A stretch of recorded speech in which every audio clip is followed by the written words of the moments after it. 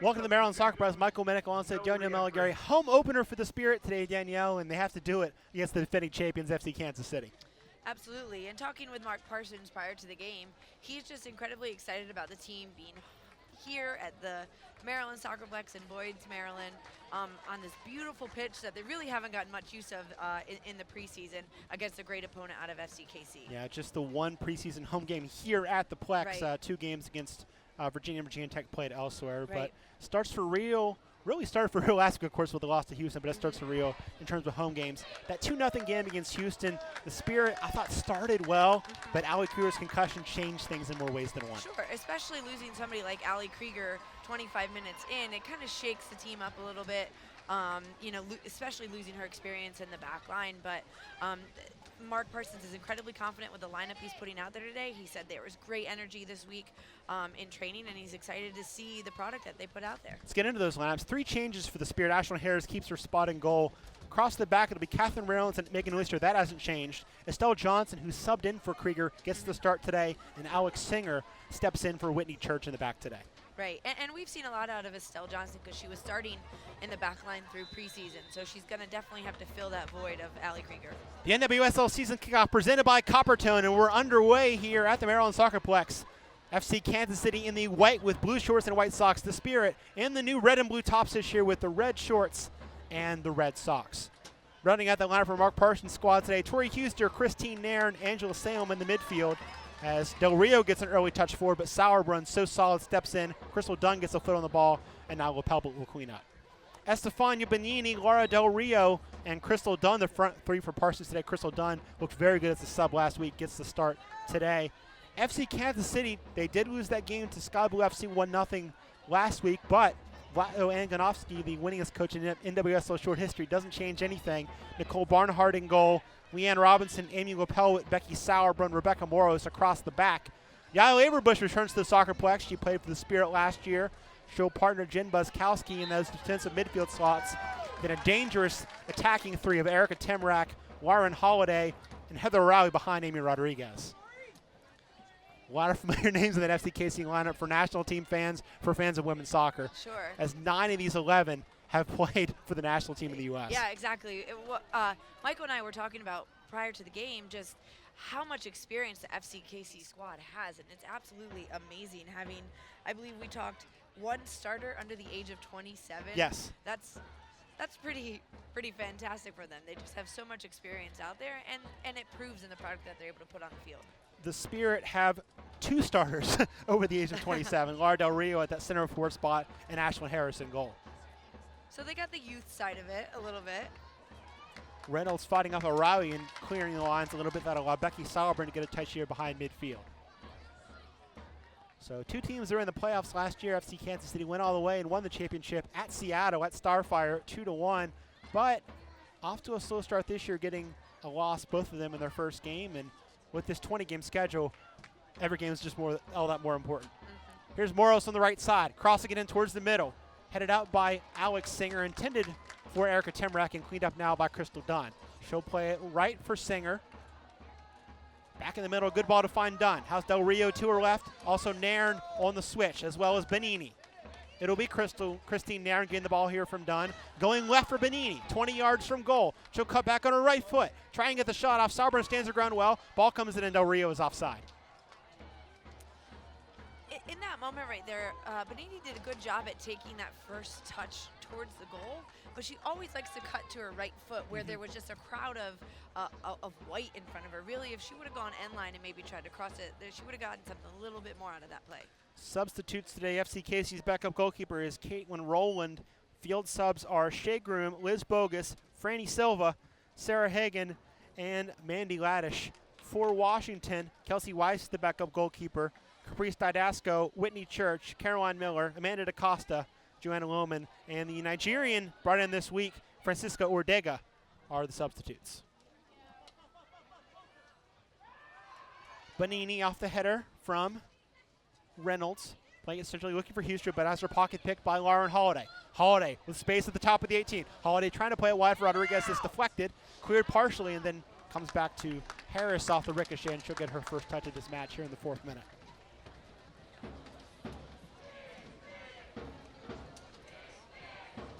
Ashlyn Harris's one and only home game here before she leaves for the World Cup, as she was part of the 23-player roster announced by Joe Ellis earlier this week, and we'll have Joe Ellis as our guest at halftime.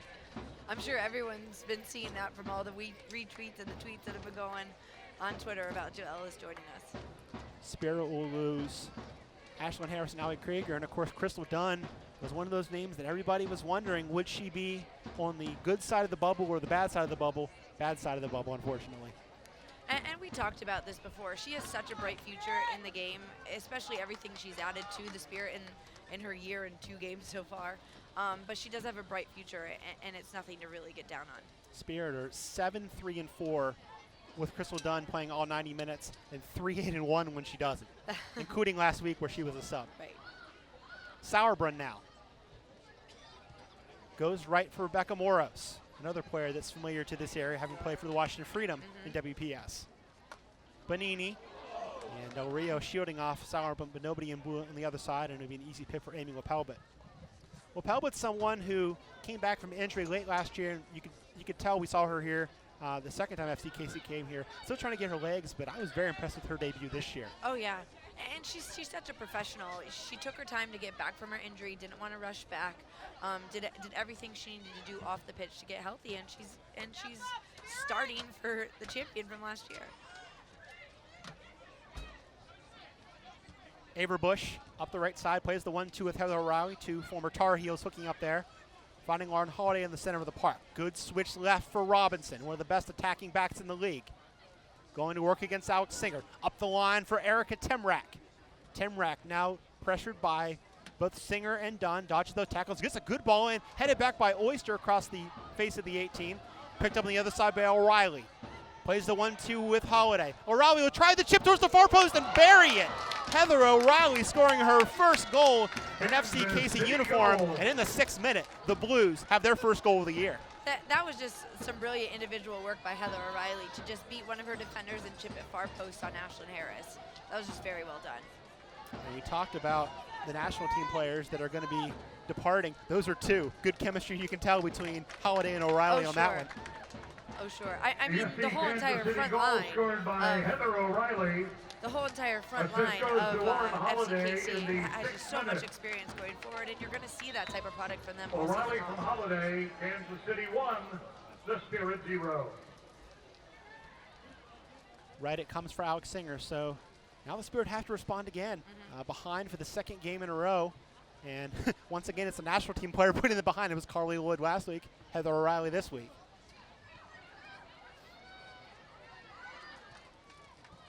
Huster back for Megan Oyster. Right, it comes for Singer. Hard switch from Oyster, picked off by the head of Becca Morris, up for the goal scorer O'Reilly.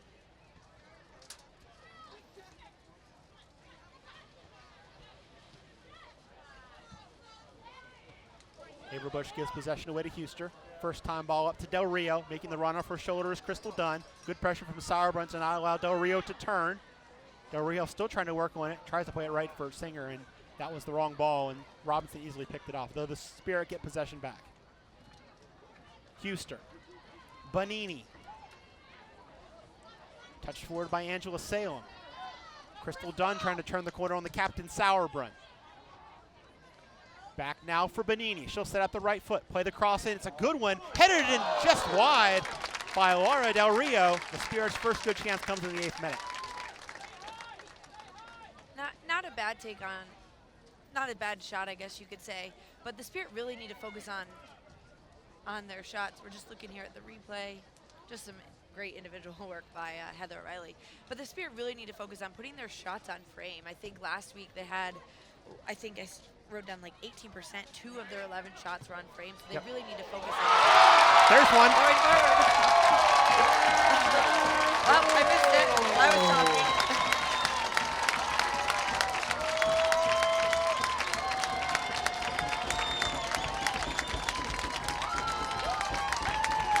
This game last year, Danielle, I mentioned earlier, the first meeting between these 2 teams last year, same kind of thing. Matheson scored early in the 4th minute. Rodriguez spotted in the 29th. Now we have 2 goals in the first 9 minutes today.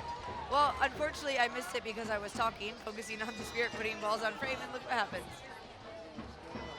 It's a great strike The from Spirit goal distance. comes in the 9th minute, scored by number 7, Christine Nairn. Truly Nairn territory. That's where she loves to get the ball. Absolutely. And we were The talking assist about to that number 6, pregame, Angela what she's able to Salem. do from distance. Nairn from Salem in the 9th minute. It's all tied up. Spirit 1, FCKC 1. Cross deflected by Oyster, and we'll have another goal. Averbush nearly making it 2-1 as that whistles wide. I'm hoping now with a ball in the back of the net for both teams, it'll start to settle the game down a little bit, get the ball to people's feet, and start knocking it a little bit more.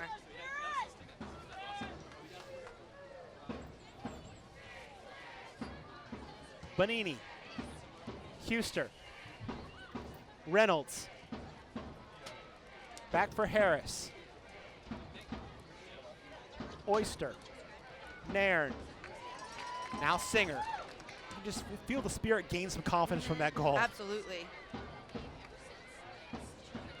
Nairn, switch left for Bonini, overlapping is Reynolds. Inside for Crystal Dunn. Her touch is heavy, and Sauerbrunnen will clean up. Out for a throw-in. Well, picking up really left off at the Plex last year, Danielle. We saw a lot of goals and a lot of good goals, especially from distance, and you'll see that one again from Christine Nairn. Nairn, I think, somebody that wants to put herself in the national team conversation for the next cycle, Olympics next year, World Cup in 4 years, and I think she's made a good case. Sure. And the NWSL does such a great job at showcasing these types of players. I think Tori Huster in her first 2 years was able to show a lot as well. Yeah, called into camp for the 2 friendlies against against England and France. Didn't get to play in either of those games, but that camp experience she talked about was just so invaluable. Right. Throwing for the Spirit here on the near side. 11th minute, 1-1 here. Heather O'Reilly, Christine Nairn, your goal scorers. Assists from Holiday and Salem, and off a deflection, it'll be Rodriguez trying the first time shot, and that trickles by Harris, but can't beat her post. Goalkeeper's best friend coming to the rescue. And those are the types of things that need to minimize in the back for the Spirit. They gave away a ball last week in the back, and Houston punished them for it. So those are the types of things that the Spirit can't do in their defensive end. Set piece now for FC Kansas City, and as usual, it'll be Lauren Holiday looking for her second assist of this young match here at the Maryland SoccerPlex. Plays it on the floor for O'Reilly. Her chip towards the far post is behind Sauerbrunnen, kept alive now. Volley attempt from Buskowski into the mixture, popped up by the head of Averbush, and an easy catch for Ashlyn Harris, but creative set piece there from the Blues.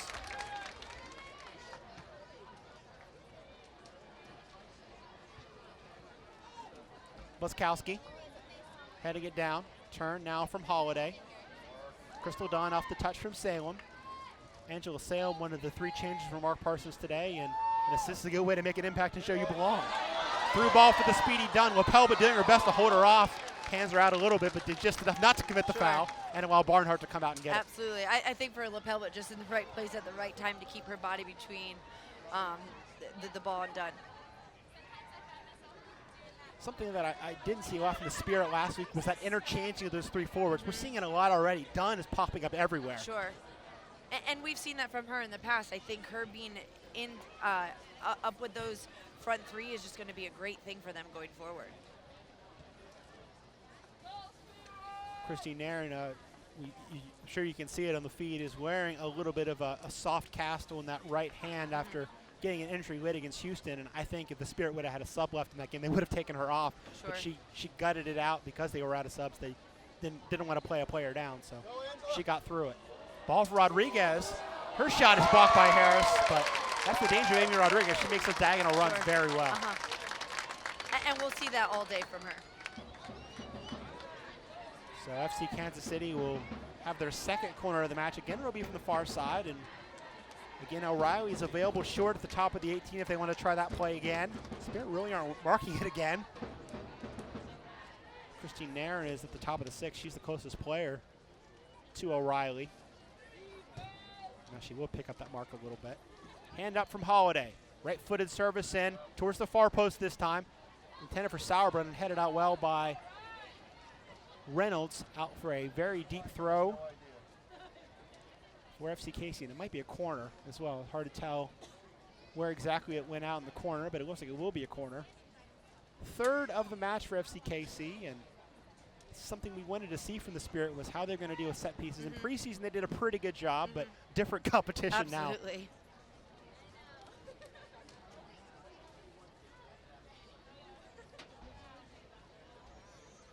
Out swinging ball from Holiday, driven in over a couple of heads, kept alive now by Becky Sauerbrunn. Played square for Buskowski. O'Reilly wants it, instead it'll come back wide again for Holiday. Marked by Nairn. She'll play in the low cross. Skips by a couple players. Rodriguez let it go. Buskowski's shot is blocked by Salem. Second chance now for O'Reilly. She tries another curler and a leaping punch from Ashlyn Harris, preventing Hayo from getting her second. Ashlyn Harris has absolutely been called on, and she's come up huge for the Spirit here in the last 90 seconds or so. Got to clear the ball, though. Here we go again with another corner. Yeah. And I can't remember which, it might have been Singer that didn't get a great initial clearance on that. At that point, you're not trying to swing to hit it as hard as you can. You just need to knock it out of shooting distance. Spirit just have to do a better job to clear it out of their 18. Again, Averbush, Sauerbrunn, Lapelbit in a cluster at the top of the 18. Buskowski milling around as well. Again, they'll try the play for O'Reilly. She takes a touch, tries it with her left foot. Blocked by Nairn. But FC Casey still in their attacking third. Temrak plays it in, cleared by Estelle Johnson. Del Rio with a mishit. Holiday tried the back heel, but it was deflected, and now Del Rio will try and break it out herself. Sliding challenge from Lapelbit breaks that up. Will be a Spirit throw, but slowed the attack nicely. Yeah, that was a very good challenge by Lapelbit, not allowing Del Rio to go off to the races. You mentioned the Joe Ellis interview. It's a busy halftime show. We'll have Spirit owner Bill Lynch with us as well, and features also on the center back pairing today, Megan Oyster and Estelle Johnson. You'll especially get some laughs out of Estelle's piece. She has some funny answers to some of the questions we asked her. Dunn for Benini, takes the touch, cuts back, plays it again for Dunn. Benini should have hit that first time. Sure. And like I said earlier, I would like to see Benini try to take the ball with her left foot a little bit more. Attack end line, see if she can get some sort of service or shot off. Chip in from Huster, blocked by Jen Buskowski. Now knocked up the line by Robinson. Good touch from Temrak to bring that down cleanly. But she gives possession away. Actually, Salem, I thought, was going to slide in and get that. It came all the way through to Holiday to pass off the mark for O'Reilly.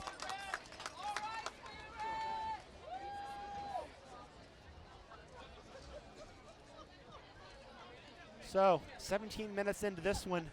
2 goals already on the board. Heather O'Reilly from a chip from Lauren Holiday in the 6th minute. Christine Nairn from distance in the 9th. Nairn has now scored in the last 3 meetings here at the SoccerPlex with FC Casey. I was reading a game preview, I believe earlier today, and it was talking about for both teams, FC Casey and Spirit, neither of them scoring last week. So I think it was just very important for both teams to get on the board to show that they do have the ability to put the ball in the back of the net. Yeah, the only 2 teams in the league that played last week that didn't score.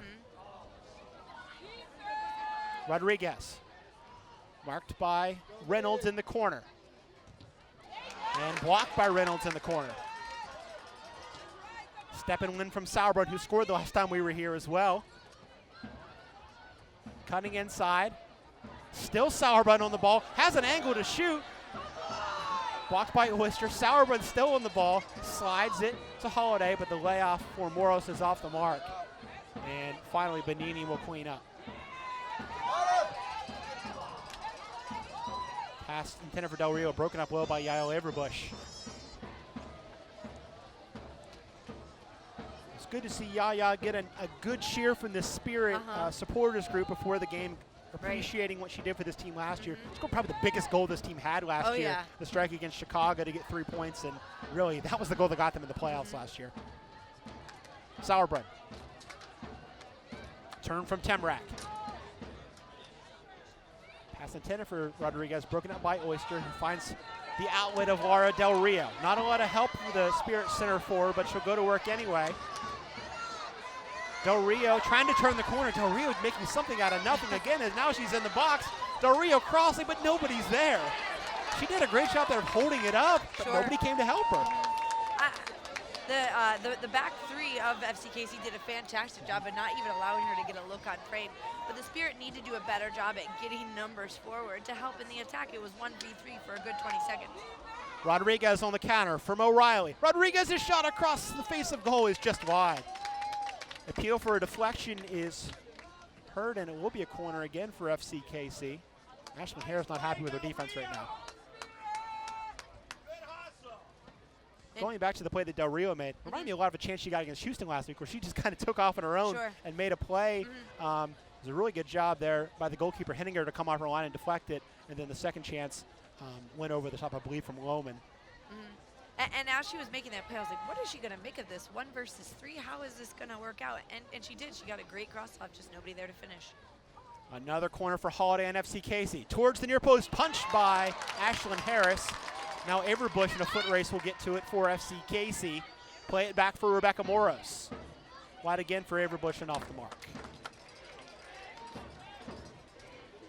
Didn't mention the weather, it's beautiful. Yeah. Low 70s, this is the kind of weather you love to play in because you stay warm but you don't get so hot that it's uncomfortable. And the pace of this game is reflecting that. Up and down, really good flow to this one so far. It's like a perfect summer's day, except we're not there yet. We're not quite to our summer. Rodriguez going left for Amy Wapelbin. Left foot of ball played in low and whacked clear by Megan Oyster. Robinson will pick up the charge for the Blues. Square now for Buskowski. Little give and go with Temrak. Played through for Buskowski. Sliding tackle from Singer does the job, and Johnson will knock it out for a throw-in. It's been a game really played by the two sets of forwards. Not a lot of possession in the midfield in this one. Yeah, absolutely. It's been very much back and forth.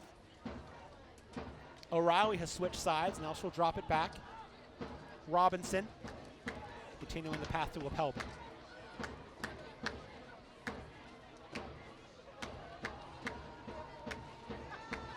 Nice stand-up tackle there from Alex Singer. Starts the attack for Del Rio. Into space now for Crystal Dunn. Going to work against Wapelbin and Robinson. Cutting back now in the box is Dunn. Takes a little bump, stays on the ball. Sliding clearance. Last touch by Amy Wapelbin. And the Spirit will get a corner here in the 22nd minute. 1-1 here. Goals by O'Reilly and Nairn, keeping things even so far.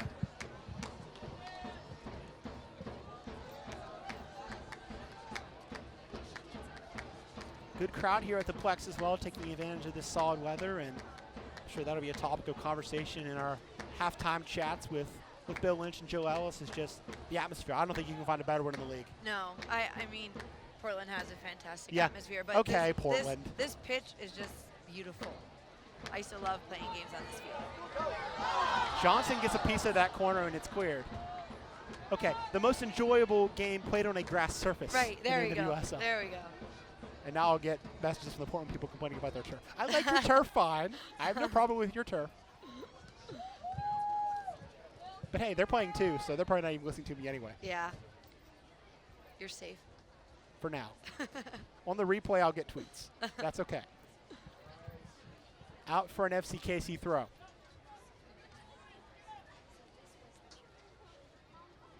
Buskowski. Spirit trying to pin her in her own end, but does well to find an angle and pick out Erica Temrak. Stolen, though, by the combination of Nairn and Dunn, and now played centrally for Angela Salem. Dunn again at the top of the 18, trying to slide it in for Nairn, and a step quicker is Robinson. Temrak now into the box for Robinson, and she'll knock it clear, but only as far as Singer, but the touch is heavy from the Spirit right back. Crossed in and now headed up by Sauerbrunn. Huster wearing the armband today goes left for Reynolds. Bonini. Quick feet there from the Argentinian. Cross is blocked though by O'Reilly, and I believe they're going to say that was a handball on Heather O'Reilly. And a good spot for a free kick. Completely unintentional. Yes. But if the ball does get in the way of the travel, or sorry, if the hand does get in the way of the ball, they're absolutely going to call that. O'Reilly might have been thinking about what happened to poor Ella Master last week. If you don't get that hit up, you're going to get hit in the nose. Yeah. I remember watching that game, and they said she had an absurd amount of nose surgeries, yes. Right? Like 3 or 4, or maybe even more than that. Bonini and Nairn, the options on this set piece. It'll be Christine Nairn striking the ball. And the chip caught by Barnhart. Megan Oyster at the target.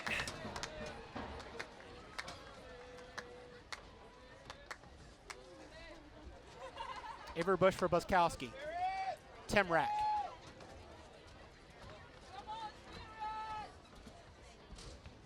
Switch by Holiday for Rodriguez.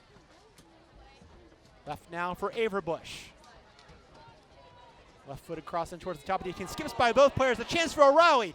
And just couldn't get enough muster on that one. Harris saw it all the way and made the save, but you don't want to see your two center backs miss the ball like that. Spirit lucky that that was all O'Reilly could do with that chance. It's a new pairing in more ways than one for the Spirit. Estelle Johnson coming off that year off after playing for Western New York in 2013, and Megan Oyster, of course, a rookie. So you miss Allie Creary's experience, among other things, in that center back pairing. We wish Allie well as she continues to recover from that mild concussion she sustained against Houston last week, and certainly a player we miss watching a lot. Sure. That was hard to watch, you know, yes. at home, not really knowing what was going on, and there wasn't much commentary on it because no one knew. But, you know, scary things to see her taken off in the stretcher. That's why you're grateful for social media, where you see her father and her brother saying she's okay. Right. Through ball now for Del Rio. Well off her line is Barnhart. She gets to it just a half step before the Spaniard and knocks it out for a throw-in. Reynolds. Again for Benini. Nairn. Reynolds. Salem. Nice touch for Dunn if she can get to it, but Sauerbrunn comes up. And then two national team teammates collide there, and Sauerbrunn gets the worst of it, and we'll have a stoppage in the 26th minute.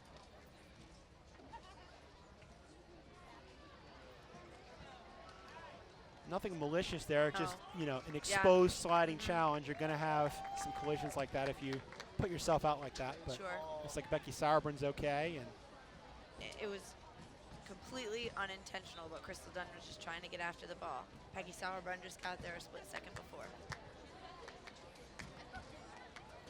Sauerbrunn seems to be okay. She'll get a touch here. Holiday. O'Reilly. Heavy touch allows Huster back in the play, but nobody on the Spirit team can pick it up. And a chance now for Rodriguez, and a good save from Harris. Rebound, cleared by Reynolds. Morales can get to it, but again, open looks for the Blues in the inside the 18. And this is going, where Huster's getting a yellow card. Not sure for what. I don't know if it was after the play, if something happened after the play. Wasn't a foul called to my knowledge. No. It is going to be a throw-in, so we'll have to get clarification on that one. That's interesting. She's the captain, too, so if anybody can speak up, it's going to be her. And going back to what I was saying before the card, the Spirit back line they're pretty much all brand new to one another. So, yes, this is only game 2.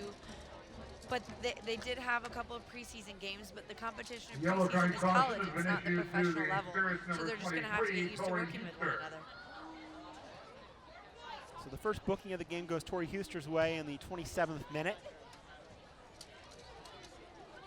And I'd love to hear Matt Richardson's explanation for that after this one. Goal kick for the Spirit. Better start from the Spirit, certainly, than what we saw last week. Getting a goal, obviously, is better, but offensive end has looked dangerous, a lot more dangerous than last week. Yeah, the possession has looked good. I think they've looked a little bit shaky defensively, but like I was just saying, they're a brand new backline to one another. They're going to have to work out the kinks in these first couple of games. Whistle here, and a foul against Jen Buskowski in midfield will give the Spirit a free kick. Keep working, Tori!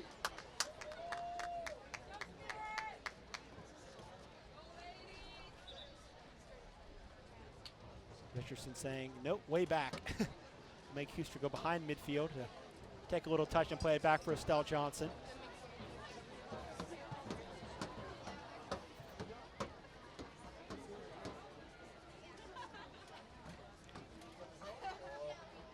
Megan Oyster, out of options, will go back to Ashlyn Harris.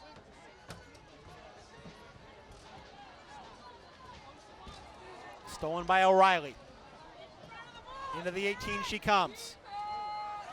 Reynolds knocks it out, and FC Casey quickly setting a record for corner kicks. I believe this is 7. Wow. It'll come in the 28th minute. And I'd be interested to see probably 5 saves at this point so far in the first 29 minutes for Ashlyn Harris. And if this is 7, this is a trend the Spirit would like to reverse. Obviously, they gave up 7 last week also to Houston. Can't give Lauren Holiday too many more chances to serve a ball in or you'll pay. She gets another one. And 8. Christine Nairn making a good decision, I think, to chest that one out. But again, you dance with the devil again.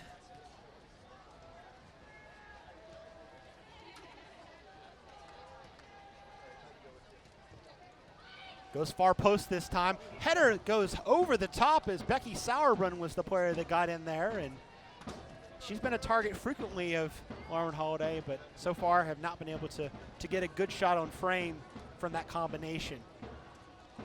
And like you said, she's scored on this pitch before against the Spirit and for when she was a Freedom player as well, back in WPS days. Scored the first goal in Washington Freedom history. Then didn't score another professional goal till last year here. Yep. It was a good shot too last year, shipping Ashlyn Harris from about 20 yards out after a fullback run.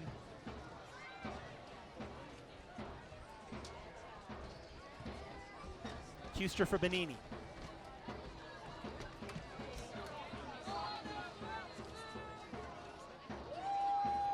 Nairn, the goal scorer. Broken up well by Lauren Holiday. Huster switching it right. Brought down by Singer in the box. Played across for Benini and cleared by Sauerbrunn.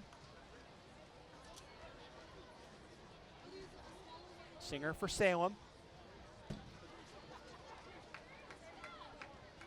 Early ball from Del Rio will get all the way through to Barnhart.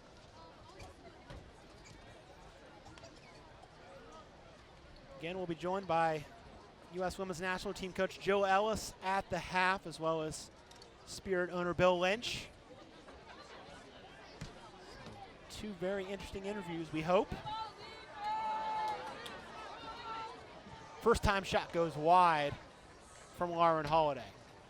Goal kick for the Spirit will come in the 32nd minute. The Spirit back line, or just generally defensively, need to do a better job at forcing FCKC to be really good to find their spaces in behind the back line. I feel like a lot of FCKC's attack has just been straightforward, and they're finding that space. The Spirit just have to do a better job at containing them. Averbush wins the header, knocked on by Buzzkowski. Rodriguez's 50-50 challenge sprays to Johnson, now kept alive by O'Reilly on the right side for FCKC. Blues goal scorer gets it back from Moros.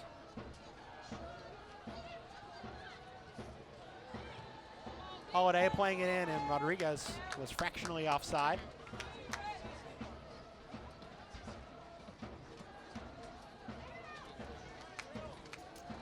You talk about players that have benefited from NWSL. Lauren Holiday was already a good player. I think she's become a great player in this league. Sure, she was what, 2014 Player of the Year or Athlete of the Year? Yeah, Athlete of the Year for the U.S. Yeah. For the U.S. Right, 14. And she's just done some fantastic things for FCKC, and she just puts a good product out there every single week. She's tough, she's smart, she's strong. She's just really fun to watch. MVP of this league in 2013, MVP of the championship game as FCKC won it last year. And people forget, she was a forward.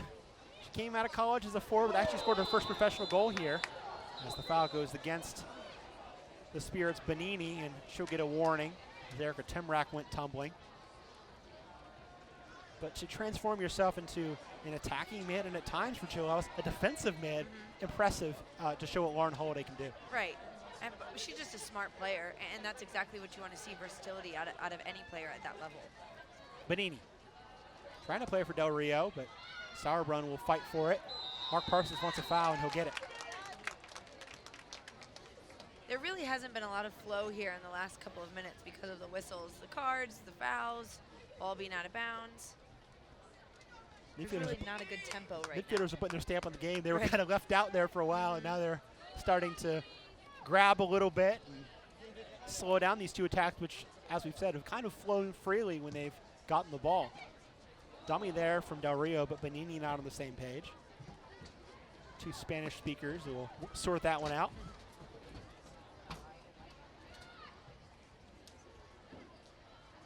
Left it comes for Leanne Robinson, somebody else that was on the radar before the World Cup. But a turnover now and a break for Del Rio. She'll lay it into space for Benini. The Argentinian in the box has her shot blocked by Becky Sauerbrunn. She'll try again. Boxes herself in on the sideline, and it will be a throw for FCKC. Benini disagrees, but nice job there from Moros and Sauerbrunn to just kind of trap her and leave her without too many options. And that's just another example of where she needs to be a little bit more confident with her left foot. She takes the first touch, she should have ripped it with her left foot as opposed to thinking about going right. And then by the time she wanted to take it with her left, FCKC had recovered. Yeah, you can see the creativity that she has in her game, but Absolutely. just needs to grow a little bit as a player. And I think she's going to be a really good player for this team.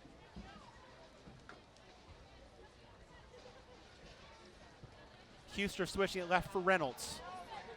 The import from Western New York Flash, can't find Del Rio though, is a good win from Buskowski, and now Everbush will play it for Holiday. Overlapping inside is Erica Temrak. Holiday will survey her options and go left for Temrak. I imagine having a husband that's an NBA point guard also helps with that distribution and knowing when to play the right pass for Lauren Holiday.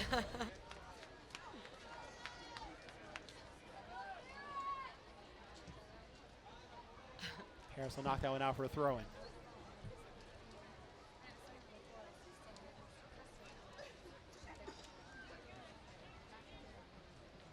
Holiday, run it down in the corner. Crosses it back in towards Rodriguez. Oyster steps up and wins. Salem there for support. Dunn dispossessed. Temrak cutting inside. Cleared partially by Huster, but again, FCKC keeping it in their own half. Sauerbrunn. O'Reilly for Moros. Inside for Averbush. O'Reilly's cross towards the far post. Nairn gets a piece of it. Temrak on the other side of the 18. Back for Robinson. Buskowski. Switch right for O'Reilly. Cross is blocked by Estelle Johnson. And guess what? 9. A corner kick. I think that's 9 to Spirit's 1. Yeah, it's at least 8. It's 8 or 9. I think it's 9.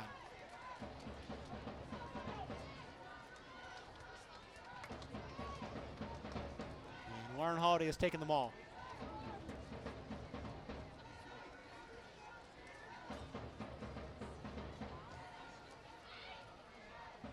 Deflected and then cleared by Huster, but only as far as Rodriguez. Her shot is just wide with the left foot. And there was a deflection. We'll do it again. Wow. They were asking for the deflection, but I definitely didn't see it. Had to have been very slight. I didn't see much change in the flight of the ball there. None at all. But they're much closer than we are. Yeah. Lauren Holiday, corner kick.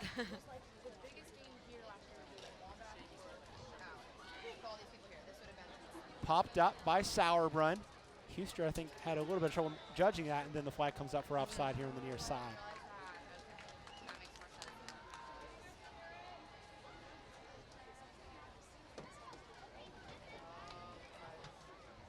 Spirit have never lost FCKC at home. The meeting here in 2013 was actually Mark Parsons' first game in charge, just 3 days after he was hired, ended in a 1-1 tie. And then the 2 games here this year, both won by the Spirit, 3-1 in April, 2-1 in late July.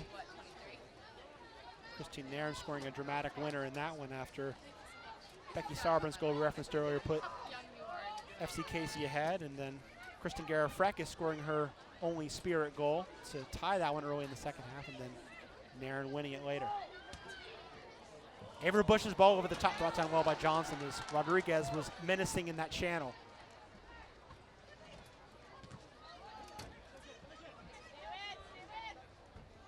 Something else about that third meeting between these two teams, the second here at the Plex. Amy Rodriguez didn't start that game, and we were really surprised at the time. Yeah. Came one at the half, but every game she started against the Spirit, she's scored. Not yet so far today. Not yet today. It's been O'Reilly in blue and Nairn in red. Del Rio and Dunn with a good combination, but the return ball from the Spaniard just off the mark, and she claps her hands in frustration as Crystal Dunn, who has been a little quiet in the last 10 or 15 minutes, popping up there. Yeah, I was actually just thinking that as well. She hasn't gotten much play out there on the right flank. The ball really hasn't been out on the right side for either Singer or Dunn to get much on it here in the last 5-10 minutes. Crystal Dunn now, blocked well by Sauerbrunn.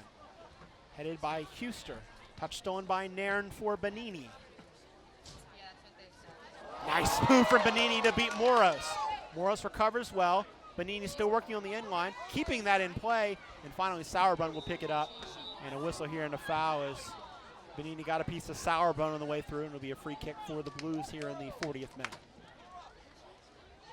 That's Bonini's second tough foul. I mean, she's definitely getting stuck into these tackles, making her presence known in this game here for the first 40 minutes.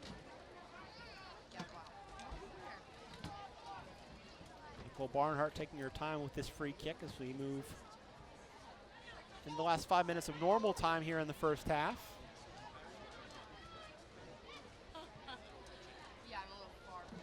Huster.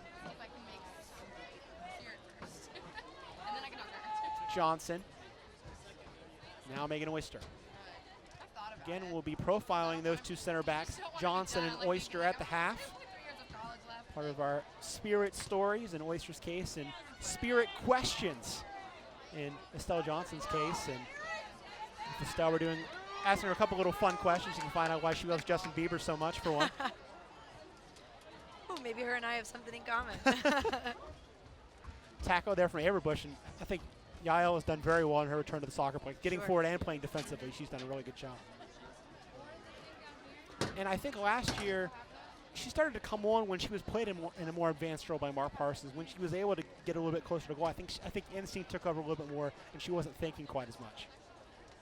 Sure. And last year, the midfield was very interchangeable with Laura Lindsay in there, and her in there, and Nairn. But yeah, I think you're right. Her best soccer was when she was able to get forward and put a ball in the back of the net for the Spirit. Timrack on the left side, playing it wide. And the flag is up. It'll be a free kick for the Spirit. Holiday had roamed into that channel and was a step too quick. If you're just joining us, 2 goals in the first 10 minutes. One from Heather O'Reilly off a feed from Lauren Holiday, that coming in the 6th minute, and then Christine Nairn with another bit of individual brilliance in the 9th minute to even this one up.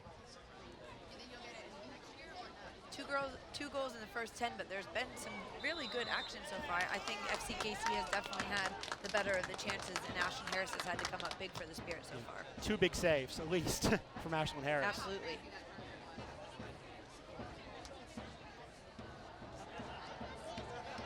You kind of get the feeling that both teams are kind of content to, not sure what happened there. The ball was given right to Rodriguez. They moved up the spot.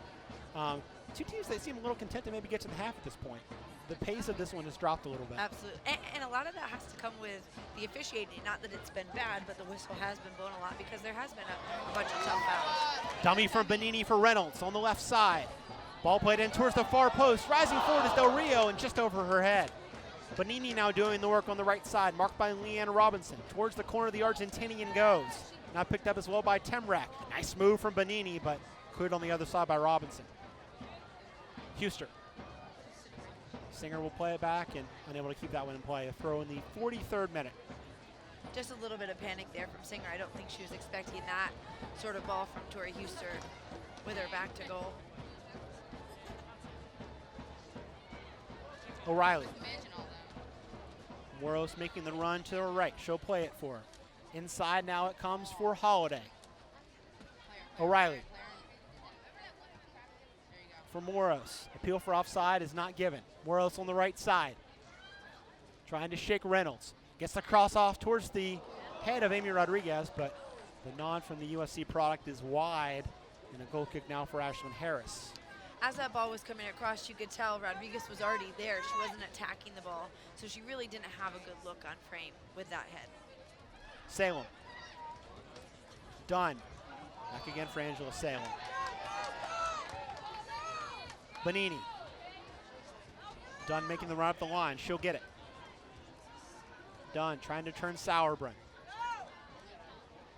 Gets the cross up towards the far post, but tight angle, and Nicole Barnhart makes the catch on the ball intended for Laura Del Rio and starts the attack for Temrak. Holiday.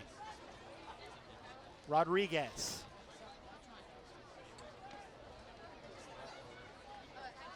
Boskowski again for Holiday. Averbush showing for it. She'll get it in the center of the park. Picked up by Christine Nairn. She'll go left. Ball for Temrak. Oyster sniffed it out and knocked it out for a throw.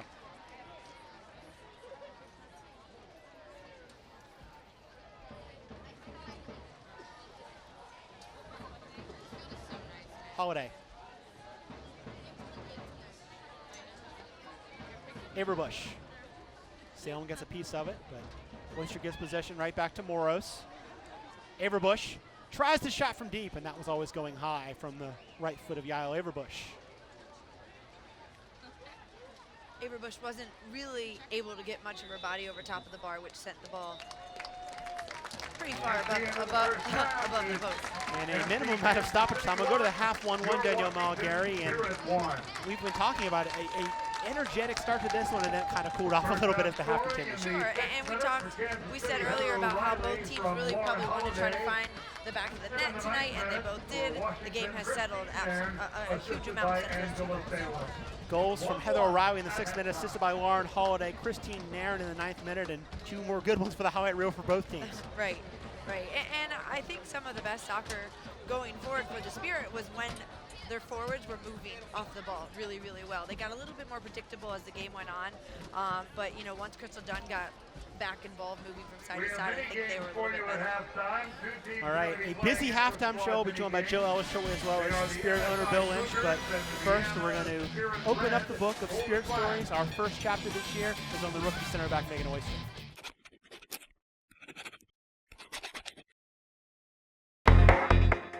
Megan Oyster, center back defender, and I'm from Chicago, Illinois. For Spirit rookie defender Megan Oyster, the journey from college backup to professional starter began in the summer of 2013 before her junior season at UCLA. Yeah, that was a huge year for me for sure.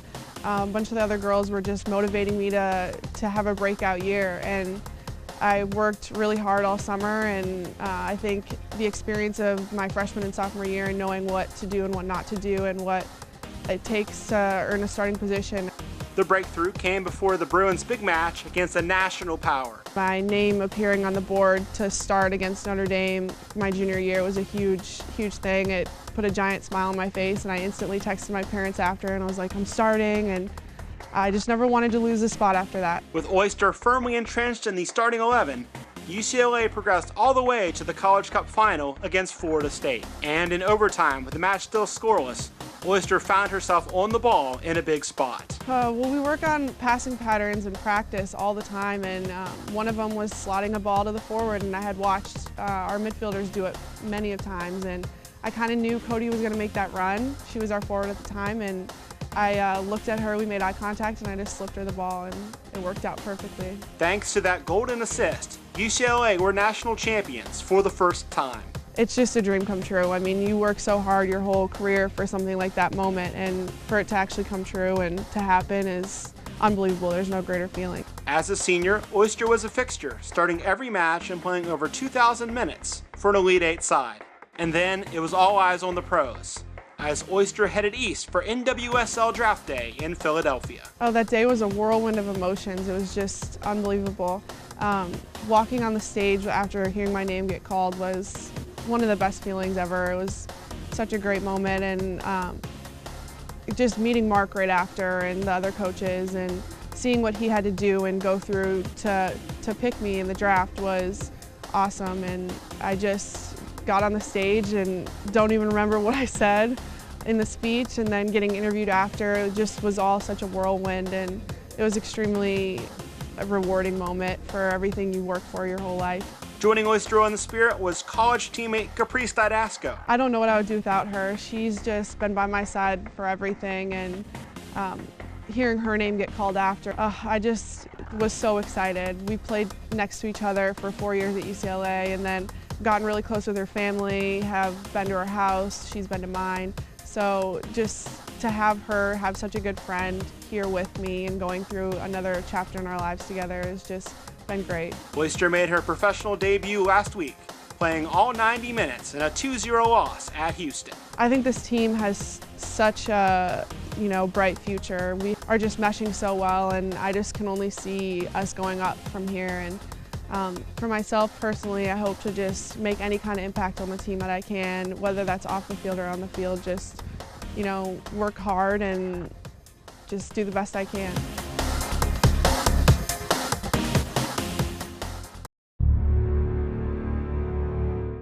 Welcome back to Maryland SoccerPlex. Michael Minnick here with Danielle Malgary to my left, and joining us now is our first time having guest, Spirit owner Bill Lynch. Welcome to the roof. Welcome to the roof booth. Thanks. Great to be here.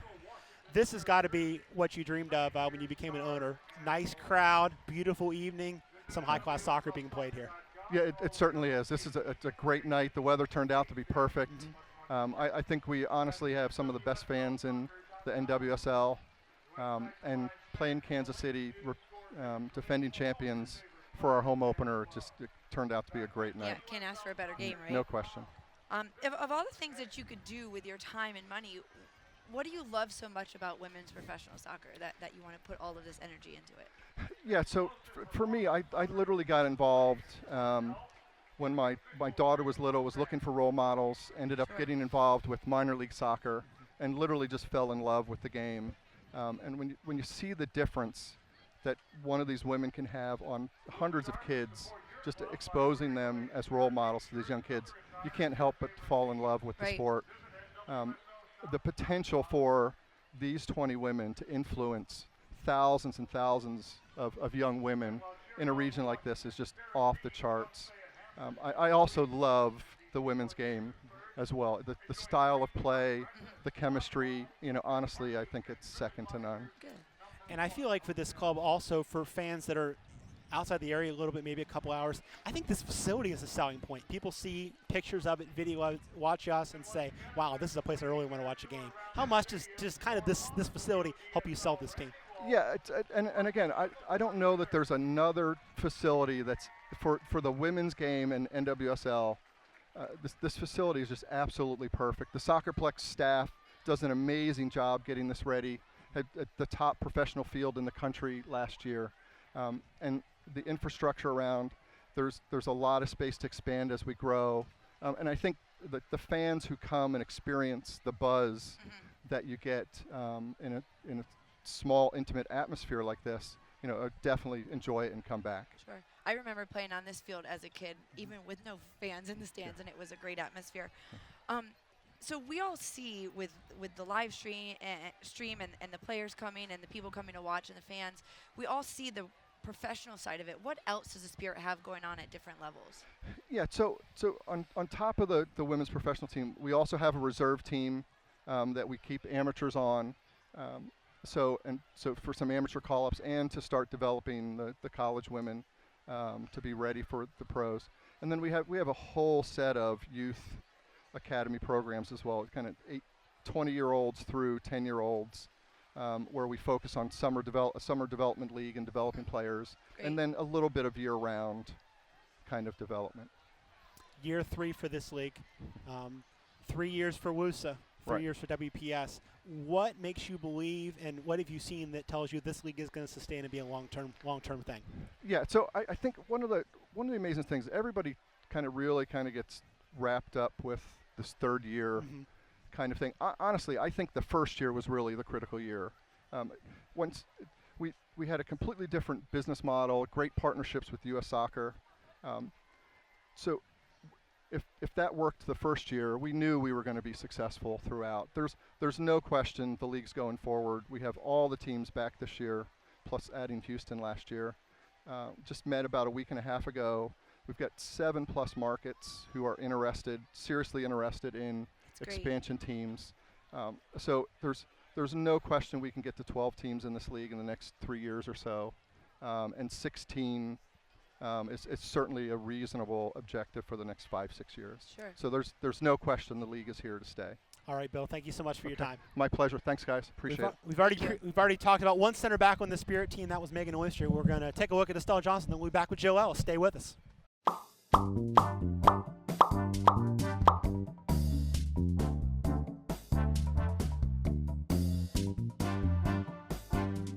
Ooh, I like Justin Bieber, so I listened a little bit Bieber Fever.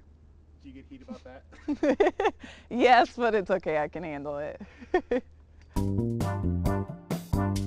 Oh, Diary of a Mad Black Woman. It's a Tyler Perry movie.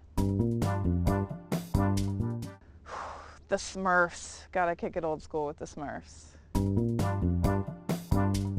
Oh my gosh, I'm watching so many right now that are so good. I would say my favorite, though, such a teeny bopper, is Vampire Diaries. Just love it. I think I would choose This Could Be a Curse later on, but being able to read people's minds. I just like to know people's inner thoughts. As a defender, that's amazing. Yeah, I'm like, where are you going to pass it? Tell me. Well, I hope Beyonce. No, I'm just kidding. I don't know. I have 4 sisters, so maybe one of them would play me. Michael Jackson, Kobe Bryant, and ooh, gosh, this is hard. Obama. Probably go hiking. We have Horsetooth Rock in Fort Collins, Colorado, which is kind of a tourist destination, I guess, if you're in Fort Collins, so probably hike.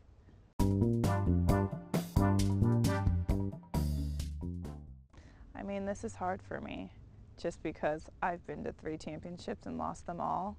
So, I mean, I guess just the opportunity to step onto a championship field and feel that rush and that adrenaline. Goal for myself is just be better than I was in 2013.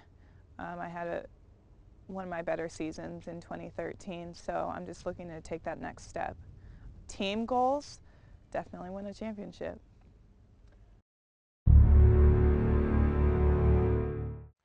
Welcome back to the Ruth and Maryland SoccerPlex. Michael Minnick, Daniel Mulgary, and our special guest, U.S. Women's National Team Coach Jill Ellis. Coach, thank you for taking time out of your busy schedule to hop up and talk to us for a few minutes. No problem. My pleasure.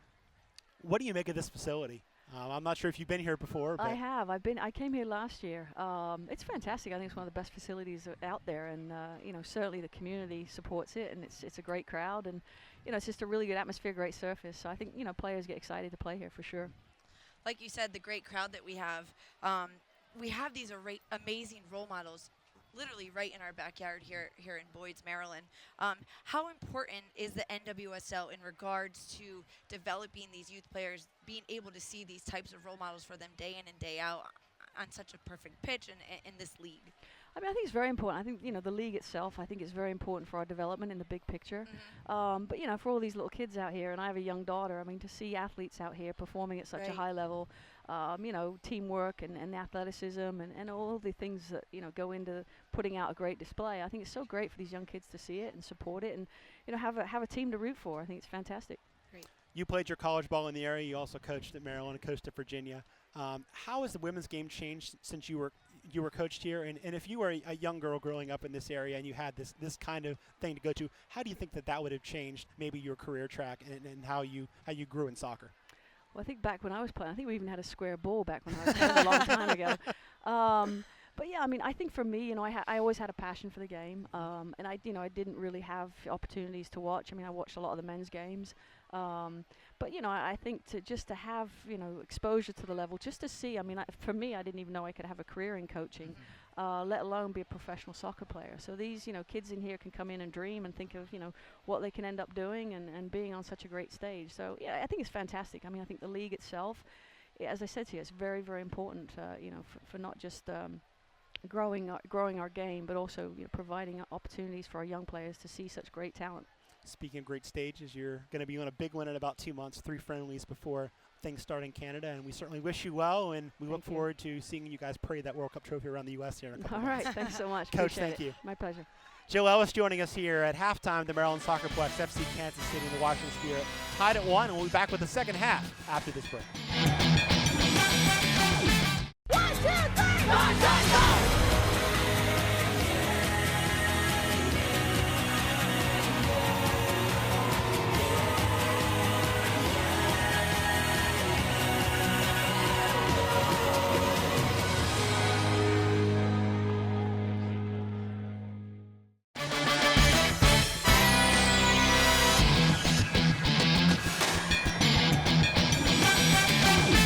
Back to the matter at hand, Danielle. Yeah. And be interesting to see what these two teams change here in the second half. Hello? Are you okay? Yes. Sorry, I thought I went mute there for a second. We're good. Yeah, it'd be interesting to see. The teams just came back out here, so we have not heard if there's been any changes yet to any of the lineups. So I guess we'll just have to wait and see. So if you're just joining us and tuned in just to watch that interview with Coach Ellis, 1-1 game at the half. Goals from Heather O'Reilly in the 6th minute, Christine Nairn in the 9th, and these two teams always seem to play tough battles, and tonight no exception. Sure. And like we said, as the game wore on, it did kind of get settled a little bit. There was a couple of calls, a couple of whistles. A lot of things kind of came into play in the last 25 minutes or so, but hopefully the pace will pick back up going into the beginning of the second half. If you're Valko Antonovsky, if you're Mark Parsons, what do you tell your team at the half? What have you told them? I think for FCKC, I think they've had the better looks on frame and had the better parts of the ball. I think just a little bit more consistent going forward and just continue to attack. I think for the Spirit defensively, they got to tweak a couple of things, be a little bit smarter, don't give away balls in their defensive end, which has turned to a couple of shots for FCKC. Just be a little bit smarter on the ball overall. FC Casey's ready to go out on the field. Looks like they're playing the same 11. Spirit are breaking their huddle right now. And just eyeballing it, I don't see any changes for them either. So reset the lineups for you for FC Casey. In the whites, it's Nicole Barnhart and goal, Leanne Robinson, Amy Wapelbit, Becky Sauerbrunn, Rebecca Moros across the back. Yael Averbush and Jen Buskowski hold behind Erica Temrak, Lauren Holiday, and Heather O'Reilly. And Amy Rodriguez is the forward. For Washington, Ashlyn Harris is in goal. Catherine Reynolds, Megan Oyster, Estelle Johnson, Alex Singer across the back. Tori Huster, Christine Nairn, and Angela Salem in the midfield. And Estefania Bonini, Laura Del Rio, and Crystal Dunn up front. Underway here in the second half, Spirit will attack from left to right. Looking at a couple of the stats from the first half, FCKC 14 shots, Spirit 3. Ashlyn Harris only 3 saves. Could have sworn she had a couple more than that. Maybe they will give her credit for the spectacular saves. That could be it. Well, and with that, to only allow 3 shots on goal with, what, 8, 9, 10 quarter kicks, that's not bad. Dunn dispossessing Buskowski and now charging up the middle. Has Del Rio in support. Dunn at the top of the 18 for Del Rio. Del Rio's first time shot is kicked safe but knocked in. Crystal Dunn crashed and Crystal Dunn is rewarded. And that's exactly what she did at the beginning of the first half. Anytime the ball is on Crystal Dunn's feet, good things happen. She took the ball from essentially right around the center circle, just attacked towards the top of the 18, found Del Rio through a through ball. What a great finish. And believe it or not, that's her first professional goal. Wow. I would not have thought that. As productive as she was last year, she never put one in. Yeah, like I say, anytime it's on Crystal Dunn's foot, good things happen. So that's exactly what the Spirit want to see going forward. And I'm sure with Jill Ellis in the house, Crystal Dunn happy to score a goal. Sure. Except for the national team, she's usually used as an outside back. Rodriguez unable to keep that one alive. And, you know, I think that was one of the big talking points this week was Crystal Dunn and Rachel Van Hollenbeck being left off. But such a tough job for Jill Ellis to pick 23 when you've got probably the deepest player pool in the world. Oh, absolutely. And you saw those comments from Ellis a couple of days ago when the news came out. Crystal Dunn has such a bright future with the U.S. women's national team that, you know, she'll stay here, play for her club, continue to get minutes, and just continue to grow as a player, and she'll be back up there. We have no doubt. And I think Crystal Dunn's attitude has also got to be, if someone gets hurt, heaven forbid, I want to be the first. I want to be the next call. I want to be the person on the plane to Canada. So you have to stay sharp, and scoring a goal is not a bad way to do Yeah. that. So, early goals in both halves. O'Reilly in the 6th, Nairn in the 9th, and now Dunn in the 47th. And how many times have we told that story for the Spirit? Fall behind.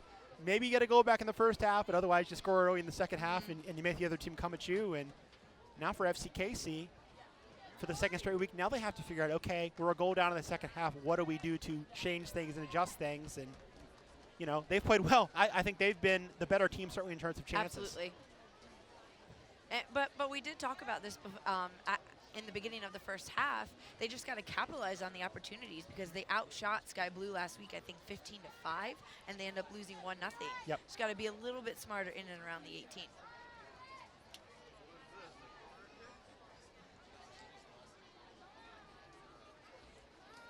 Another corner from Holiday, knocked in towards the far post and over the top. That one, the weakest of her 10 or 11 tries. Not able to get that one in play. But I believe at halftime the stat said 9 corners, so we're at okay, 10. so we're at 10 okay, now. We're at 10 now. Our scoreboard doesn't have the corner tallies up here. It's the first home game. Still a couple bugs to get out. Nairn. Left for Reynolds. Space now for her.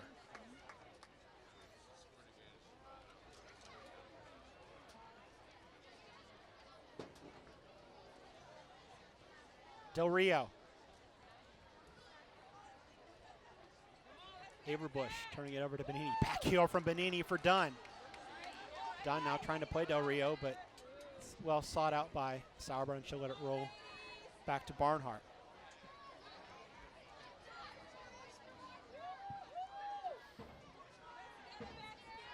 Holiday playing it through for Amy Rodriguez. Oyster takes a tumble, and it goes out. And we're going to say nothing there. It's a goal kick. No foul. I actually think he might be calling offsides. An incredibly late offsides call. The flag's not up on the other side, but they are moving it out even with the referee's assistant on the far side. So, yeah, a very late call. So we've talked a good bit about the Spirit's success at home against FC Kansas City as Buskowski gets a touch in and turns it over to Salem. This is kind of the script they followed the first time they met last year. It was an early goal from Diana Matheson, and then Rodriguez tied it. And then it was a goal by Matheson, assisted by Crystal Dunn, and then Nairn scoring to make it 3-1. So this time it's been Nairn and Dunn finding the score sheet after a goal from O'Reilly.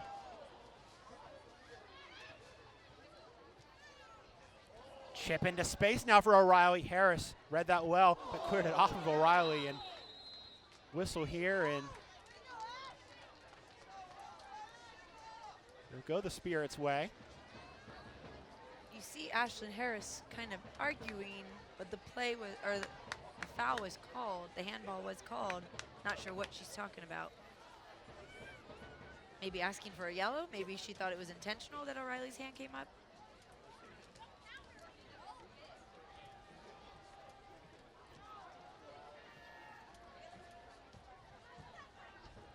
Harris knocking it long. Rising for it well is Del Rio. Trying to shield is Benini, but a step quicker is Moros. Now it comes left from Dunn to Benini. Nairn. Deflected off of Averbush, picked up by Del Rio. She takes a tumble. And a whistle there and a foul against Yael Averbush, and a free kick for the Spirit in the 52nd minute.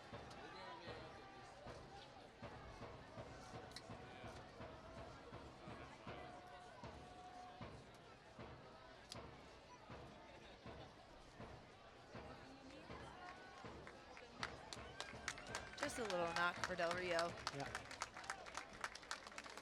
She'll rejoin the gaggle of players in the middle at the top of the 18. And you figure this is a serve from Nairn, but certainly she could shoot from here if she wanted to. Who else is it? Huster over the ball as well? Yes. No, Huster's in the box. Oh. I think it's Benini. Okay. Yes, it is Benini. Serve from Nairn towards Oyster, and Barnhart makes a good firm catch, and we'll look for options. battle here of national team backup past and national team backup current, and Nicole Barnhart, who deputized well for Hope Solo, most notably in Olympic qualifying a couple years ago, and Ashlyn Harris, who filled in when Solo was suspended, made starts against England and France, and played very well, I thought, to cement her spot on the World Cup team. She'll be making her first trip to a World Cup in Canada, but not her first major international action. She actually played in 12 under-19 World Cup games because she was on the roster twice. Wow. So not her first major international competition, but certainly the World Cup is the biggest stage. Yes.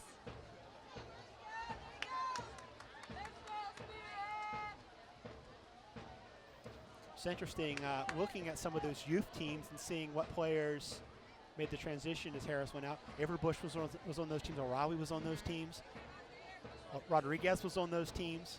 So players that were able to capitalize on the promise they showed at that young age. Cross in from O'Reilly, blocked by Estelle Johnson. Touched forward by Salem. And then you also had players that could have really been great and were great before injuries. Lindsay Tarpley, Leslie Osborne. Right. And it's good to see, because sometimes at those younger ages, you have the great and the not so great, and the great are good and people catch up, and sometimes the great sort of fizzle out, but it's good to see that they didn't fizzle out and they have continued to develop over the years into the next level. One of those tournaments that played Brazil, Marta was on that team. Renata Costa, a couple familiar names. Right.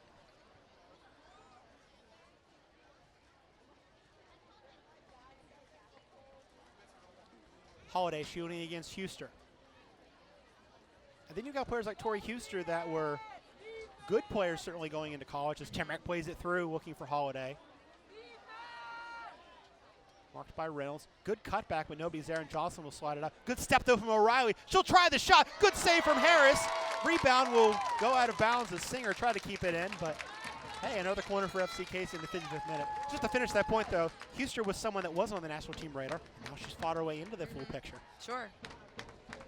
And the league is the reason for that. Absolutely. And that's why, in the past they said Shannon Box as well was seen in WUSA. Yes. She was given a ton of opportunities through that. Now getting what will probably be her final opportunity to play in a World Cup. Corner for Holiday. Goes far post this time towards Sauerbrunn. Popped up and still loose. Headed out by Oyster and cleared by Nairn. Moras. Boskowski. Temrek. Oh, and a late challenge there from Salem. Matt Richardson will have a word with Angela Salem. And the former Western New York player saw red the last time she was here in the regular season game. Now she sees yellow in the 56th minute. I'm giggling because I heard somebody from down below yell, "Hey, it's Greg Louganis taking a dive on the field." So just giggling a little bit at some of the commentary we have coming from the fans. I definitely thought it was a foul. Yeah, there. I thought it definitely was a late challenge. Absolutely. But fans are fans. Yeah. They're going to see what they want to see. So a different set piece chance for Lauren Holiday, a free kick this time, and this is a nice spot for right footer just to curl one in towards the far post and take a shot herself, or she can try and pick out a Sauerbrunn or somebody at the far post. Sauerbrunn is starting this in an offside position, so of course she'll come back now. Whistle blows. And Holiday will try the shot, and that was always going high. Ashlyn Harris saw it all the way and out for a goal kick. But that was well high up the crossbar. But you mentioned it earlier, Danielle. Vladko Ananovsky's got to be frustrated. His team has decisively outshot first Sky Blue FC last week, now the Spirit this week. Only been able to put one in the net. It's a good one from O'Reilly, but Ashlyn Harris tonight, yes. at least, has made some really good saves to keep the Spirit in this game. And those are going to be huge shoes to fill once she does leave for the World Cup. That was just the point I was going to make, is Kelsey Weiss made this team as the backup. Huster. Really good chance to counter here for Heather O'Reilly. Laying it into space for Holiday. Oyster tracking. Holiday will get to it first. Cut back. Look to lay it off. We'll find O'Reilly at the top of the 18. Averbush. Cutting back. Playing it now for Buskowski. She'll try the left-footed shot, blocked well by Nairn, who takes a tumble off the brunt of that impact. Good ball here for Temrak at the top of the 18. She'll try the shot, and a catch from Ashlyn Harris. Nice ball there from Lapelbit, though, to set that up. Ball doesn't quite find the feet of Del Rio, but I've been impressed with Del Rio today. I think this has been the best outing we've seen from her preseason included. Sure. She's had some frustrating plays, more frustrated with herself than her teammates. A couple of passes not getting to where she would have wanted it to be, but she has worked incredibly hard and she has created some opportunities for the Spirit. Yeah, the second goal was off a shot that she took that Barnhart initially saved, and then Crystal Dunn, showing forward instincts, crashed beautifully and scored her first professional goal. That's the difference right now in the 59th minute. Bonini trying the low shot and saved by Barnhart, and for a second there she wasn't sure where it was. It was underneath her. I don't think I knew where it was either. But something that we can remind everybody who's watching online, that once the sun goes down here at the SoccerPlex, it starts getting pretty slippery. They did put some water on the field prior to the game, so you know, any sort of skips, you've got to be incredibly careful about keeping your body behind the ball. I thought Joe Ellis hit the nail on the head. A field that players look forward to playing on. And, you know, we saw, we mentioned earlier, the first two preseason games weren't played here. The field was under wraps. You could tell they were working hard. And then we show up for the North Carolina game. It's like the winter didn't happen. The field was in beautiful shape. Right. They do a great job, even the fields that the pros don't play on. They do train on them. They do a great job of protecting all the fields here at the SoccerPlex. If you've not been here, it's an entire complex of soccer fields, baseball fields, softball fields. There's a cricket field. Left it comes for Robinson as FC Casey searches for an equalizer. Singer doing the defensive work. Robinson cutting back now in the box. She'll try the near post shot, and that goes wide. I'm sure she'll be a little frustrated with that shot. I think a little bit more far post puts it on frame, makes Ashlyn Harris attempt to make a decent save. We're going to see an American professional debut as the Nigerian Francisca Ordega will come on for Washington in the 60th minute. And Laura Del Rio's shift has come to an end. Ordega signed in the offseason by the Spirit on March the 24th, coming over from playing in Sweden. We mentioned she's a Nigerian international and will be on the World Cup team presumably, but the Spirit expect to have her for at least 6 matches. Actually, it's going to be Bonini making way. So Bonini comes out, Ordega in, and while the Spirit were losing at Houston last Friday, she was playing for her country. The second leg of their All-Africa game qualifier against Mali. A 1-1 tie was the first leg, and a bit of a shock, and Ordega said in the press in Nigeria, that's not going to happen in the second leg, and it didn't. They won 9-0, and she scored 2. And I didn't even realize she was here already. Yep. I think in warm-ups I was like, who is that? I haven't seen her before, but I'm excited to see what she's able to add to this Spirit roster today. Came in this week, I believe Tuesday or Wednesday. I saw the picture on the Spirit's Twitter account of Megan Oyster and Whitney Church helping with the welcoming committee for the new Nigerian Francisco Ordega. So this is a situation you probably love to come into as a forward. Your team's a goal up. You're probably going to get some looks to counter. If you can use your speed to get behind, maybe you can get a goal in your first game.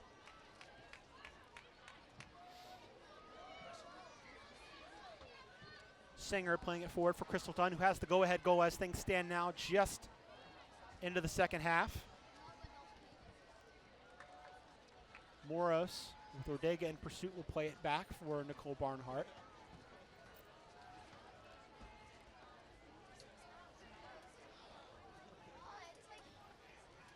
Stays in for Huster. Nairn turning. Surging upfield. Switching it left-footed for Alex Singer. Brought down well by Singer. Inside for Del Rio. Chip in the box. Headed on by Dunn for Salem. And Salem will try the hard shot and miss it high and wide into a crowded Spirit Hill behind the goal. That was a good piece of creativity from the Spirit at the top of the 18. Salem just hit it on its way up. So there was nowhere else for the ball to go but up.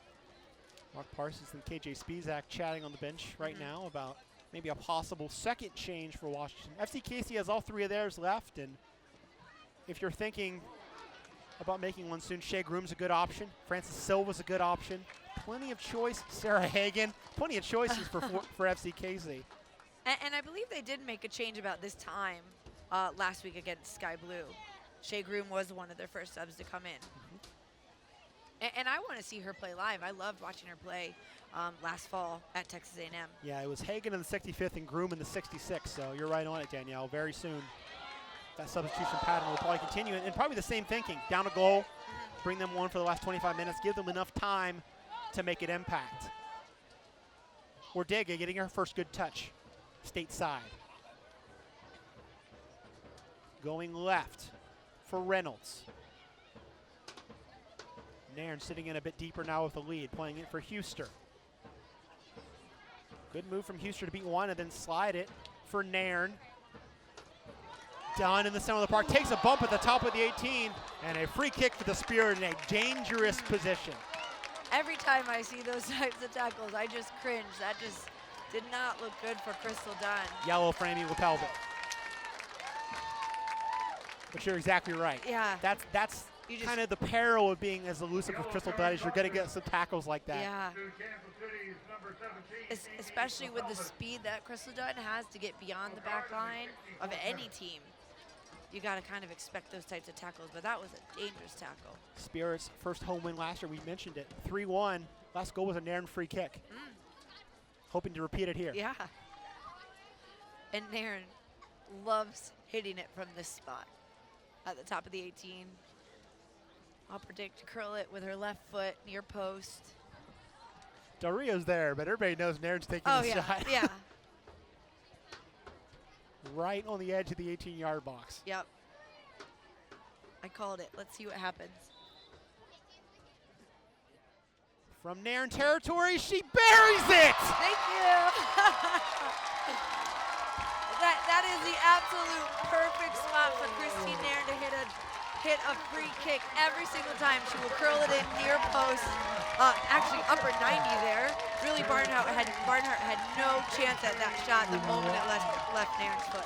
A brace for Nairn, a through-on lead for the Spirit. Yes, and I'll pat myself on the back for that one as well, calling it left foot near post. Every time Christine Nairn gets a shot from the top of the box, she will capitalize or be close enough to capitalize. There were questions certainly about the Spirit's ability to score goals, and you know, I was certainly someone that had some concerns, but the in-house talent has done pretty well. Yeah, Nairn, sure. Dunn, and Nairn again. Whistle here and a free kick for FCKC, and now they've got a lot of time, certainly, but got to get one back quickly, I would think, to make this interesting.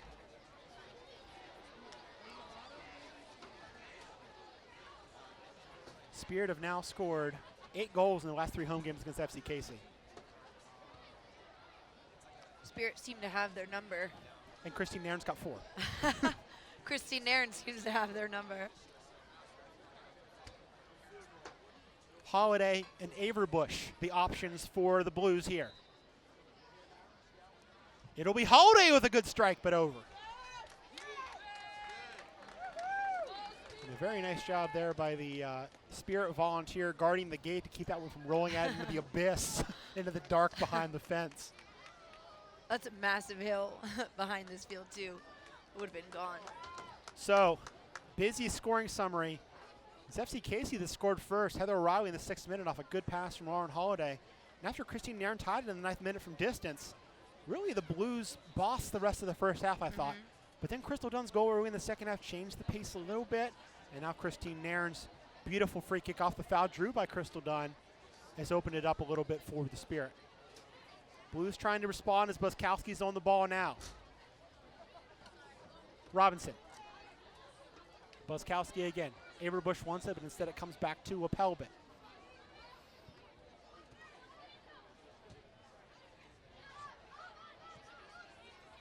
Timrak. Holiday. Robinson on the left flank, marked by Alex Singer.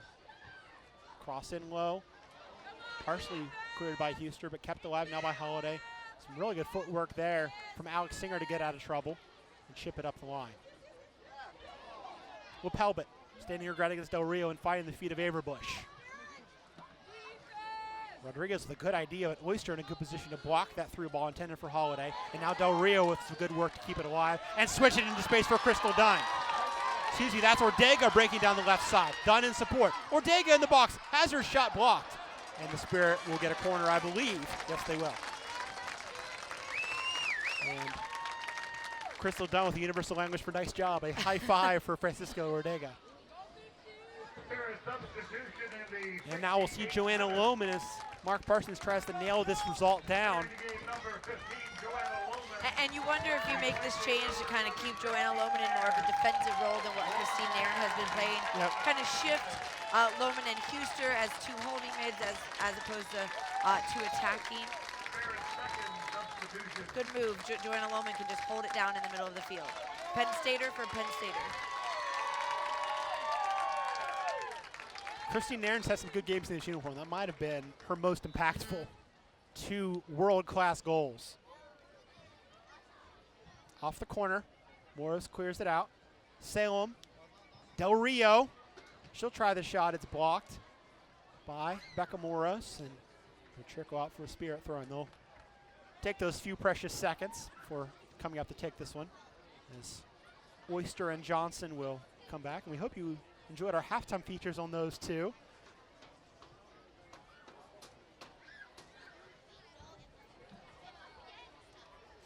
And if you missed those halftime features, they are set to appear on the Spirit YouTube page as soon as this game goes final. So about 9 o'clock Eastern, you can go to the Washington Spirit's YouTube page and watch those 2 packages, and then we'll have highlights for you after this one as well. I was kind of giggling while we were listening to them because I have a lot in common with Estelle Johnson and Justin Bieber in the Vampire Diaries.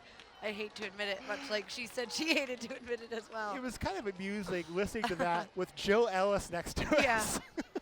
Yeah. I looked at Joe and she goes, "Who is that?" And I said, "It's Estelle Johnson. She's over there on the screen." Jill was a great guest. We were happy that she was able to take some time out. Busy week for her, I know. You know, you name the roster on Monday, or excuse me, on Tuesday, and then, you know, it's planning camp and making sure that every little detail is ready for a couple of friendlies in May before the big show in Canada. Final prep. I think I saw something 50 days. 50 days to opening day. O'Reilly. Cross in. Miss hit a bit by Estelle Johnson, kept alive in the box. Huster gets a block in, and then Oyster with a big clearance. Oyster had a little bit of a headline. The headline was bad for her against Houston, the turnover that led to the goal for Keely Ojai, but I thought she had a good match, and Mark Parsons was talking to, you know, the equalizer and Jen Gordon, our friend, and said that she led the team in 50-50 wins. She led the team in aerial challenges, and he thought she had a very good first professional match. Double sub getting ready for FC Casey as the ball comes into space for Crystal Dunn. Well, Pelbert has her sniffed out this time, and Dunn's block knocks out for a throw. And it'll be Liz Bogus and Sarah Hagan coming on for Vlatko Andonovski's side here in the 71st minute. Becca Moros is coming off.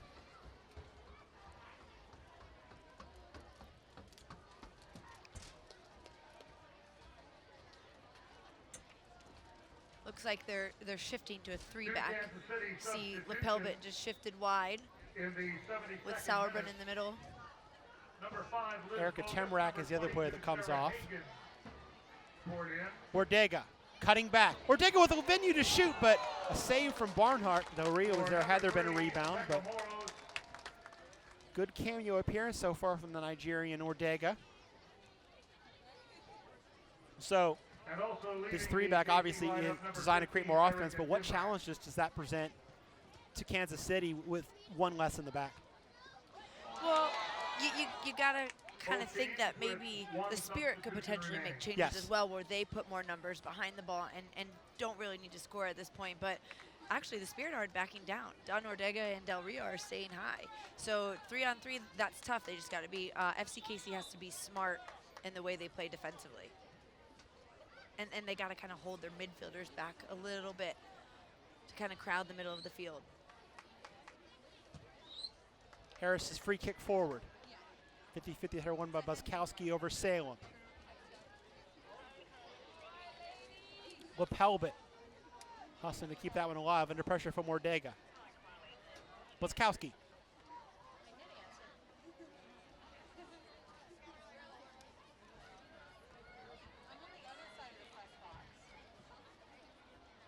Throw in up the line. Ball deflected. Huster knocking it forward. Sauerbrunn appeals for handball, but not given as Liz Bogus will try and run this one down. Good burst of speed from Bogus to get a step on Alex Singer. Bogus towards the end line. Cross comes in low across the 6 and knocked out by Estelle Johnson. So Bogus has pretty much taken Temrak's spot on that left side of midfield, and then Higgins just joined the attack and given them more of a second striker than what they had with just Rodriguez. Turn now from Hagan in the box. Gets an angle to shoot. Blocked again well by Estelle Johnson. And Harris will clean up the mess. I think so far, for including preseason as well, Estelle Johnson, this is their best half so far. Yeah, and you have to figure just the more reps she gets, the more she's going to round into form after not playing at all last year. And I think also, you know, having Angela Salem, someone that she's played with in New York, in front of her helps. That communication, that kind of second knowledge of what a player is going to do. Amanda DeCosta is getting instructions on the Spirit bench right now. It looks like she'll be the next change, the final change for Mark Parsons. And we were talking before the game, Danielle, about her versatility, someone that can play up front for you, can play midfield for you. I'm thinking it's going to be more of the latter in this situation, up 2 goals. Yeah, that's what I'm wondering, if they're going to make some sort of defensive change, because they're up 3-1. Should be a little bit smart, protect the lead. But with DaCosta going in, I'm interested to see for who. Steal by Huster. And you still have the option, too, of moving Crystal Dunn back a line or 2 lines where you could really move things around if someone's tired or someone's, you know, a little bit injured.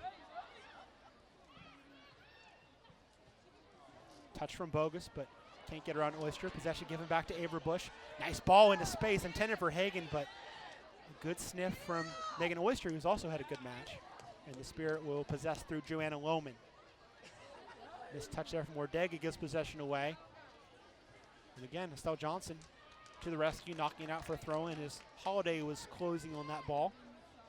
Last 15 minutes of normal time, and I figure we won't have a ton of stoppage time. 2 goals to account for, but little else.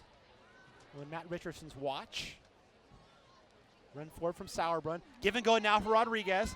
Missed hit on the clearance there from Reynolds, and she kind of kicks the ground in frustration, but yet another corner for FC Kansas City.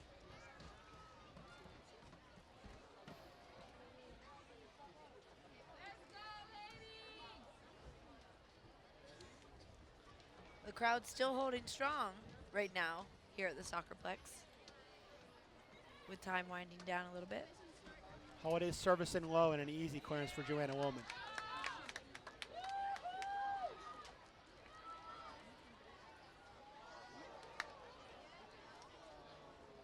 Robinson.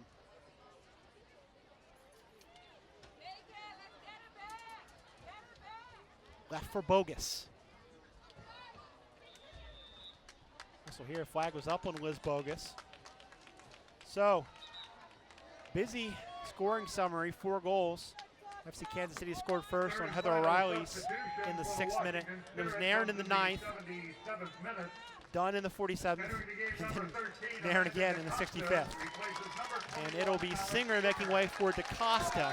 So Singer, who's coming off of injury, didn't play at all last week, maybe not quite 90 minutes fit. So you bring DaCosta in, push her up, and then Crystal Dunn's where you're more used to seeing her in that back 4 as an outside back. And we've talked about this in the past, just Crystal Dunn is so versatile. And it's good to see that late in this game. Ortega's shot, great idea, but it'll still stay in for Del Rio. Nice back heel there to try and create some space.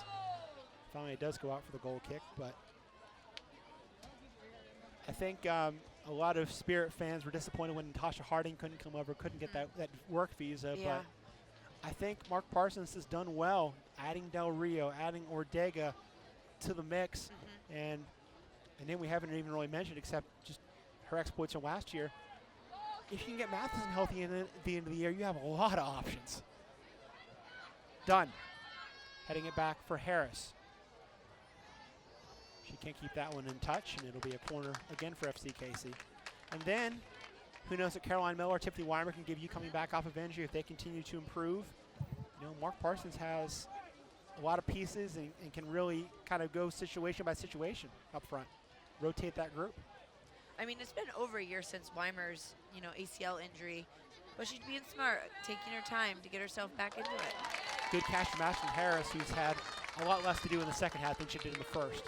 Really was called upon to make some big saves in that first half. She'll wait for Tori Huster to tie her shoe. A little bit of gamesmanship here.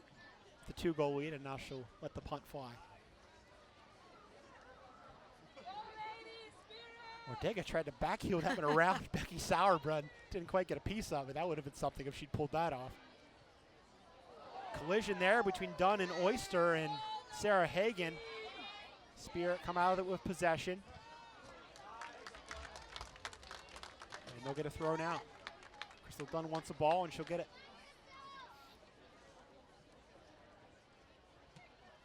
DaCosta's first touch is to find the feet of Tori Huster. Two former Florida State teammates. Now the switch left for Reynolds. Into the channel for Ortega. Back to back against Sauerbrunn. Goes back again for Del Rio. Square center for Tori Huster. Dunn will show on the right side. Get the ball. Inside it comes. Turn from DaCosta. Joanna Lohman. Reynolds. A little bit of keep away here from the Spirit with a 2-goal lead. Ortega. Lohman. Salem. Dunn. Can everybody in the team touch the ball? Oyster goes left. And it's finally picked off by O'Reilly. But this is the patience that they need in the 80th minute. They don't need to score another goal. They're up by 2. They just need to be patient, continue to knock the ball, make FCKC win the ball back.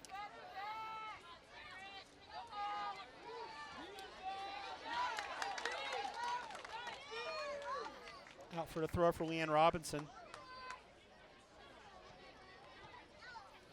Knocked into space by Hagan.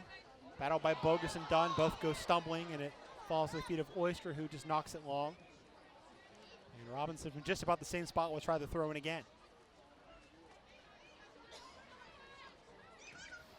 We mentioned earlier, Danielle, the comparative youth of the Spirit to the age of FCKC. They're putting this game away like veterans right now. Right. Good defending, possession when they have it, no unnecessary risks right now.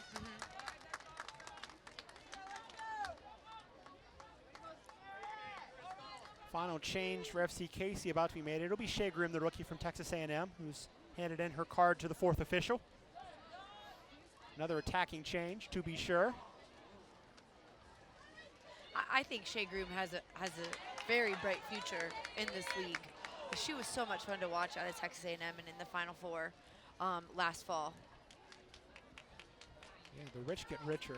Attacking talent for FCKC on paper is very good, but still they're closing now on 180 minutes with just 1 goal against a team that missed the playoffs in Sky Blue FC last year and a team that got the last spot in Washington.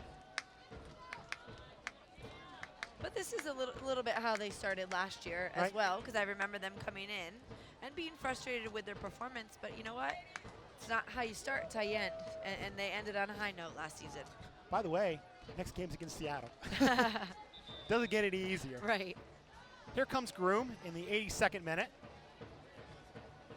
And it'll be Isle Averbush making way. So sacrificing a defensive mid for another attacker. I thought Averbush did well in her return to Boyd's, Maryland. You can tell she's very disappointed with how the game played out, but good to see her play again and good to see her put in another good shift.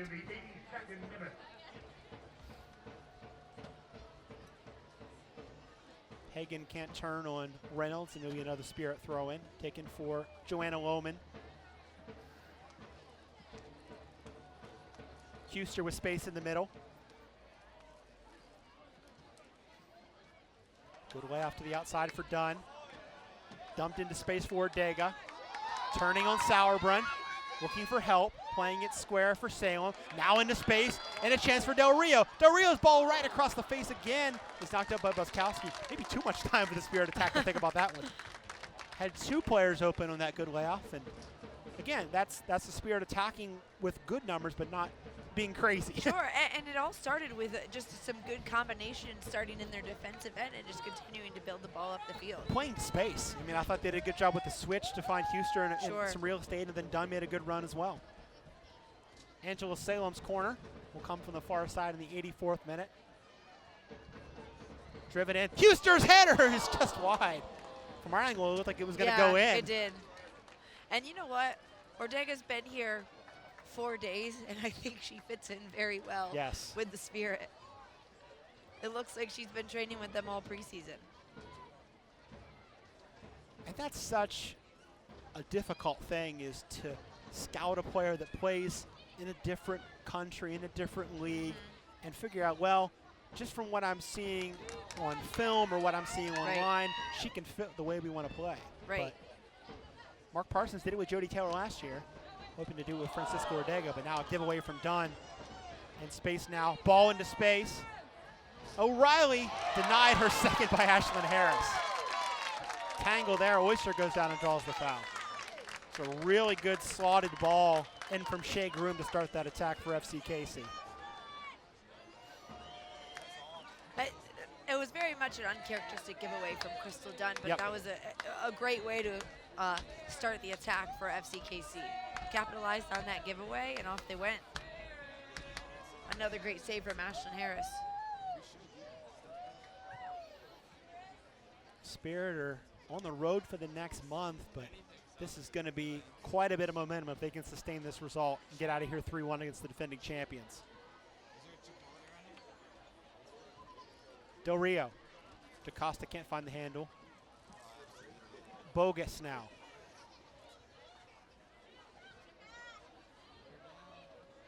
Rodriguez making the run, but pass from Bogus not in the right channel, and Ashlyn Harris will take a few touches, waste a couple seconds, and then under pressure from Amy Rodriguez, picks it up and gives A-Rod a pat on the back. They'll be teammates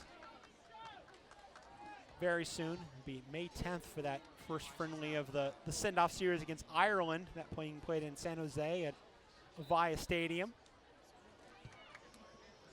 Foul against the Spirit and a free kick for FCKC. And then for the U.S., it's Mexico at the StubHub Center. That'll be a charged atmosphere. Mexico and L.A. And then back east for the final game against South Korea at Red Bull Arena in Harrison, New Jersey. And then starts for Rio June 8th. USA, Australia. What a nasty group the U.S. is in. Knocked out by Sauerbrunn. Francisco Ortega will be probably playing against the U.S. Oh, I'm sure. For Nigeria in that second World Cup game. Talk about group of death last year for the men's national team. I think it's pretty similar for the women's. U.S. men got out of that quagmire. The women hoping to do the same. And it is easier at the women's level because you only have a 2014 tournament and 16 get out. But you don't want to be third. You don't want to see one of those first place teams right off the bat. Right. In the round of 16. Ortega. Cross, but nobody on the other end as it's cleared by FC Casey forward. O'Reilly trying to shake Del Rio and dropping it back for Lapelbit. And Barnhart will clear. Good touch from Reynolds. Huster will play the give and go with Angela Salem. Cross towards Ortega, chested down at the top of the 18. Nice footwork there to keep it alive. Drop it back for Lohman. But good hustle coming back from Sarah Hagan to win it and dump it into space, but Oyster heads it down for Joanna Lohman, and the Spirit will regroup again.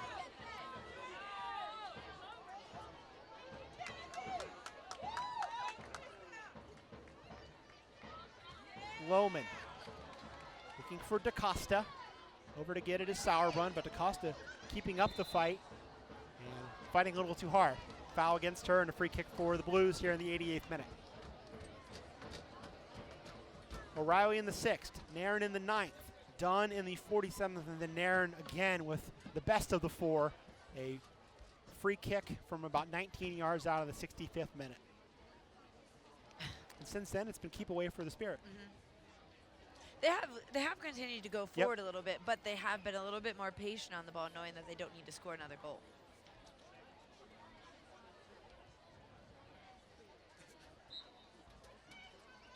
DaCosta fouling again, this time Bogus the victim, and she'll hustle and quickly get a restart going as the Blues try and get a goal back to make this really interesting in the final couple of minutes. And we've had interesting games here before. A few.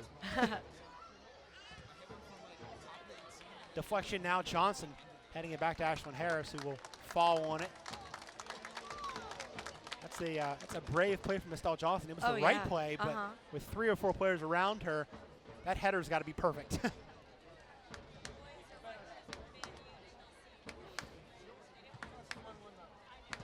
Sauerbrunn knocking it forward. Headed down well by Oyster for Crystal Dunn. Into space now for Ortega. And again, she gets the better of Sauerbrunn for now. Beats her again.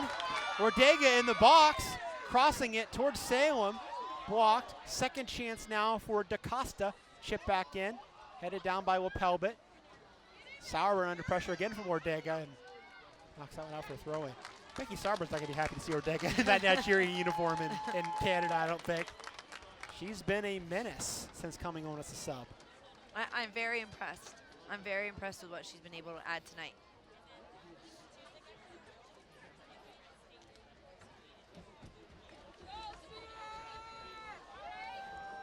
Giveaway there to O'Reilly. Hagan, the tip of the spear right now for the Blues. Groom getting forward, as is Holiday. It'll be Holiday now. Given away. Del Rio. Ortega. Huster. And a pick for Barnhart. 20 seconds away from moving into stoppage time, and fourth officials putting the number 4 on the board right now. Time running short for FC Casey. Down 2 goals. 4 minutes away from an 0-2 start for the defending champions. But you don't. The referee is Which I'm indicating surprised. 4 Yes. minutes of I'm very extra much time, surprised. 4 minutes added. And I mentioned it earlier as Bogus touches it inside. It's a shorter season this year. We're playing 20 instead of 24, so every game means a little bit more just mathematically. Right. Robinson's cross is mishit and out for a goal kick. And the good thing about that, though, is there's less midweek games. Yes. So I think attendance for games will be a little bit better. I think overall it'll be, other than the fact that we're, the league will be missing the World Cup players. I think it'll be good attendance-wise.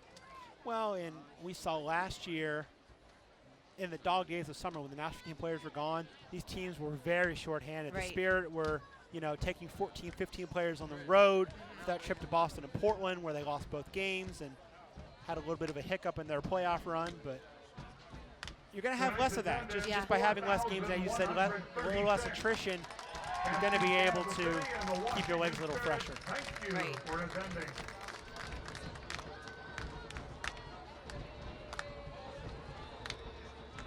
Tangle here, and a belated whistle goes against Becky Sauerbrunn. Spirit can kill some more time with this set piece here.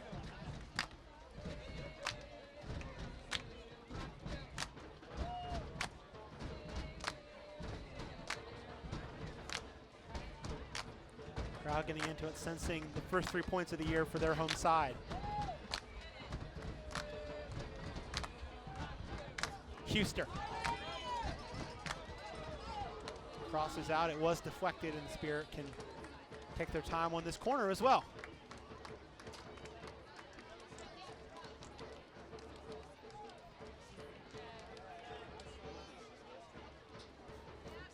Buskowski, making sure Angela Sam takes this corner at a decent speed, walking the ball over with her.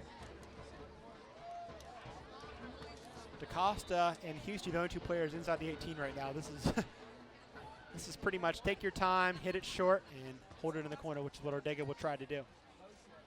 Turns well, though. Plays it back across Huster, dummies it through, and then again on the other side is DaCosta as FC Casey will break. Roman does well to break up that, though, and Dunn will just dump it into space.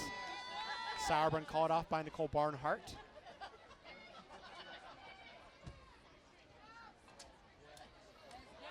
Header won well by Crystal Dunn. 50-50 battle won by Buskowski and then taken away by Huster, and now Salem will possess. Salem, I think, had an understated game, which is typical for a defensive midfielder, but had the assist. I think she's played well in her first start in a Spirit uniform. And we've seen it from her, you know, especially when she was up with Western New York. But she does a lot of the dirty work in the middle of the field. And tonight she's done that. She's gotten stuck in to a lot of tackles, and it's done a good job. Steal in space for Holiday. She'll shoot over. And that's a trend we were talking about with the Spirit for last week, was not putting a lot of shots on target. FC Casey did that well in the first half, but these second half chances have been a little bit more inaccurate. Right. Especially from the experience that FCKC has going forward out of Rodriguez and Holiday. You know, you would expect, you know, it could potentially be an off night, off couple of games. That's fine. I'm sure they'll find their groove and be able to put stuff away. A lot of times they say when the floodgates open, or when you score, the floodgates open. They're just waiting for that type of game. And we were talking about this before the game, Danielle. I think the Blues are one of the better equipped teams without their World Cup players. Harris off the line. You're still going to go to run out Averbush and Hagen and company, as Harris with a bit of a conversation there, and a card will be shown. Can't see the number because her jersey's untucked, but I think it is Groom.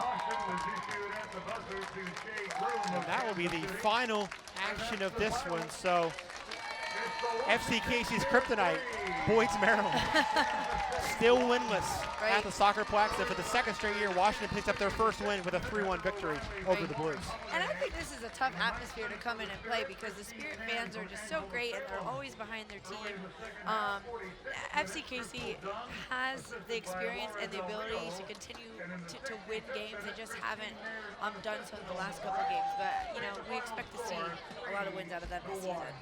So I think if you would have told me at the half that a team was going to win 3-1, I probably would have bet on FC Casey. Had more chances, played very well in that first half, but things kind of went downhill for them. And I think Crystal Dunn's goal, obviously the winner, really turned the tide as well, the momentum. Well, especially 2 minutes into the second half, it just kind of puts a nail in the coffin, and then just a brilliant strike by Christine Nairn really just finished FC Casey off. So the Spirit heading into that long road trip at 1-1.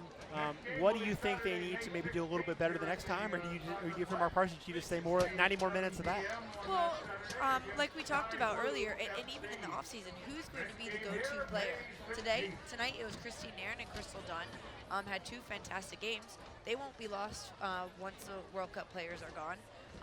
But Ortega was fantastic tonight, and I think she's going to step up and play a huge role for the Spirit this summer. So I think Mark Parsons just wants to continue to see the product grow out on the pitch and find who's going to step up every single game. It's a stat we hit on a lot late last year and again early this year. When Crystal Dunn plays 90 minutes, good things happen for this team. That's now 8-3-4 when she goes to full 90, 3-1 when she doesn't. Right. That says it all. Yeah, that's a huge stat. But with her staying on the roster for the summer, that's a good stat to have. Spirit meeting at midfield, and Mark Parsons chatting with his team. And let's jump into the highlights of this one. Correction, we're going to go to commercial, and then we'll be back with highlights. 1, 2, 3, go!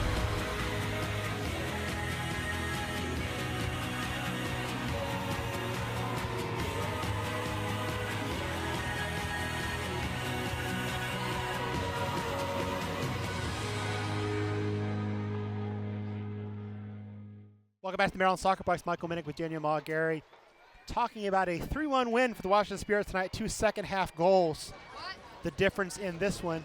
And let's jump into highlights from this one. And plenty early and plenty of things to look at from this one, Danielle, is we had 2 goals in the first 10 minutes.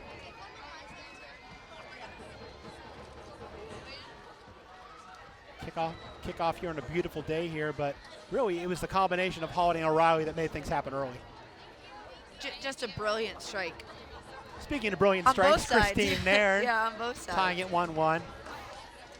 FC Casey really forcing Ashlyn Harris into some acrobatics in the first half, but they wouldn't have thought their chances either, as they were able to fight off corner kick after corner kick after corner kick, as FC Casey got 9 in the first half.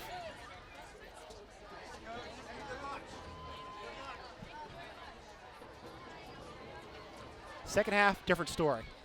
Spirit really came out of the gates well, and it was Laura Del Rio making a play early, getting a chance inside, and Crystal Dunn doing what they tell you to do, which is crash.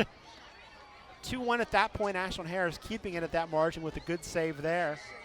And then things got a little bit chippy, had a couple yellow cards both ways, and Nicole Barnhart forced into some good saves. And then it was Crystal Dunn drawing a foul, and then Christine Nairn did that. And from there on, it was really the Spirit, you know, like we said, able to attack, but also being pragmatic about it, being smart, and playing a good defensive, I think, final 25 minutes to knock down that 3-1 win and take 3 points home. Sure. Mark Parsons has to be proud of this team and happy with this result, because that's a very good, on paper, a very good FCKC team that he got 3 points from today. All right. If you are planning on watching other streams, cover your ears, because we're going to talk about the other games in the NWSL. The two teams that beat these two last week, Sky Blue FC and Houston, played a 1-1 tie tonight, so they're both on 4 points. In stoppage time, Portland leading Western New York just 1-0, which surprises me after those two teams' respective performances. And then it's like a barn burner between Chicago and Seattle, 2-2 in the 44th minute. Okay.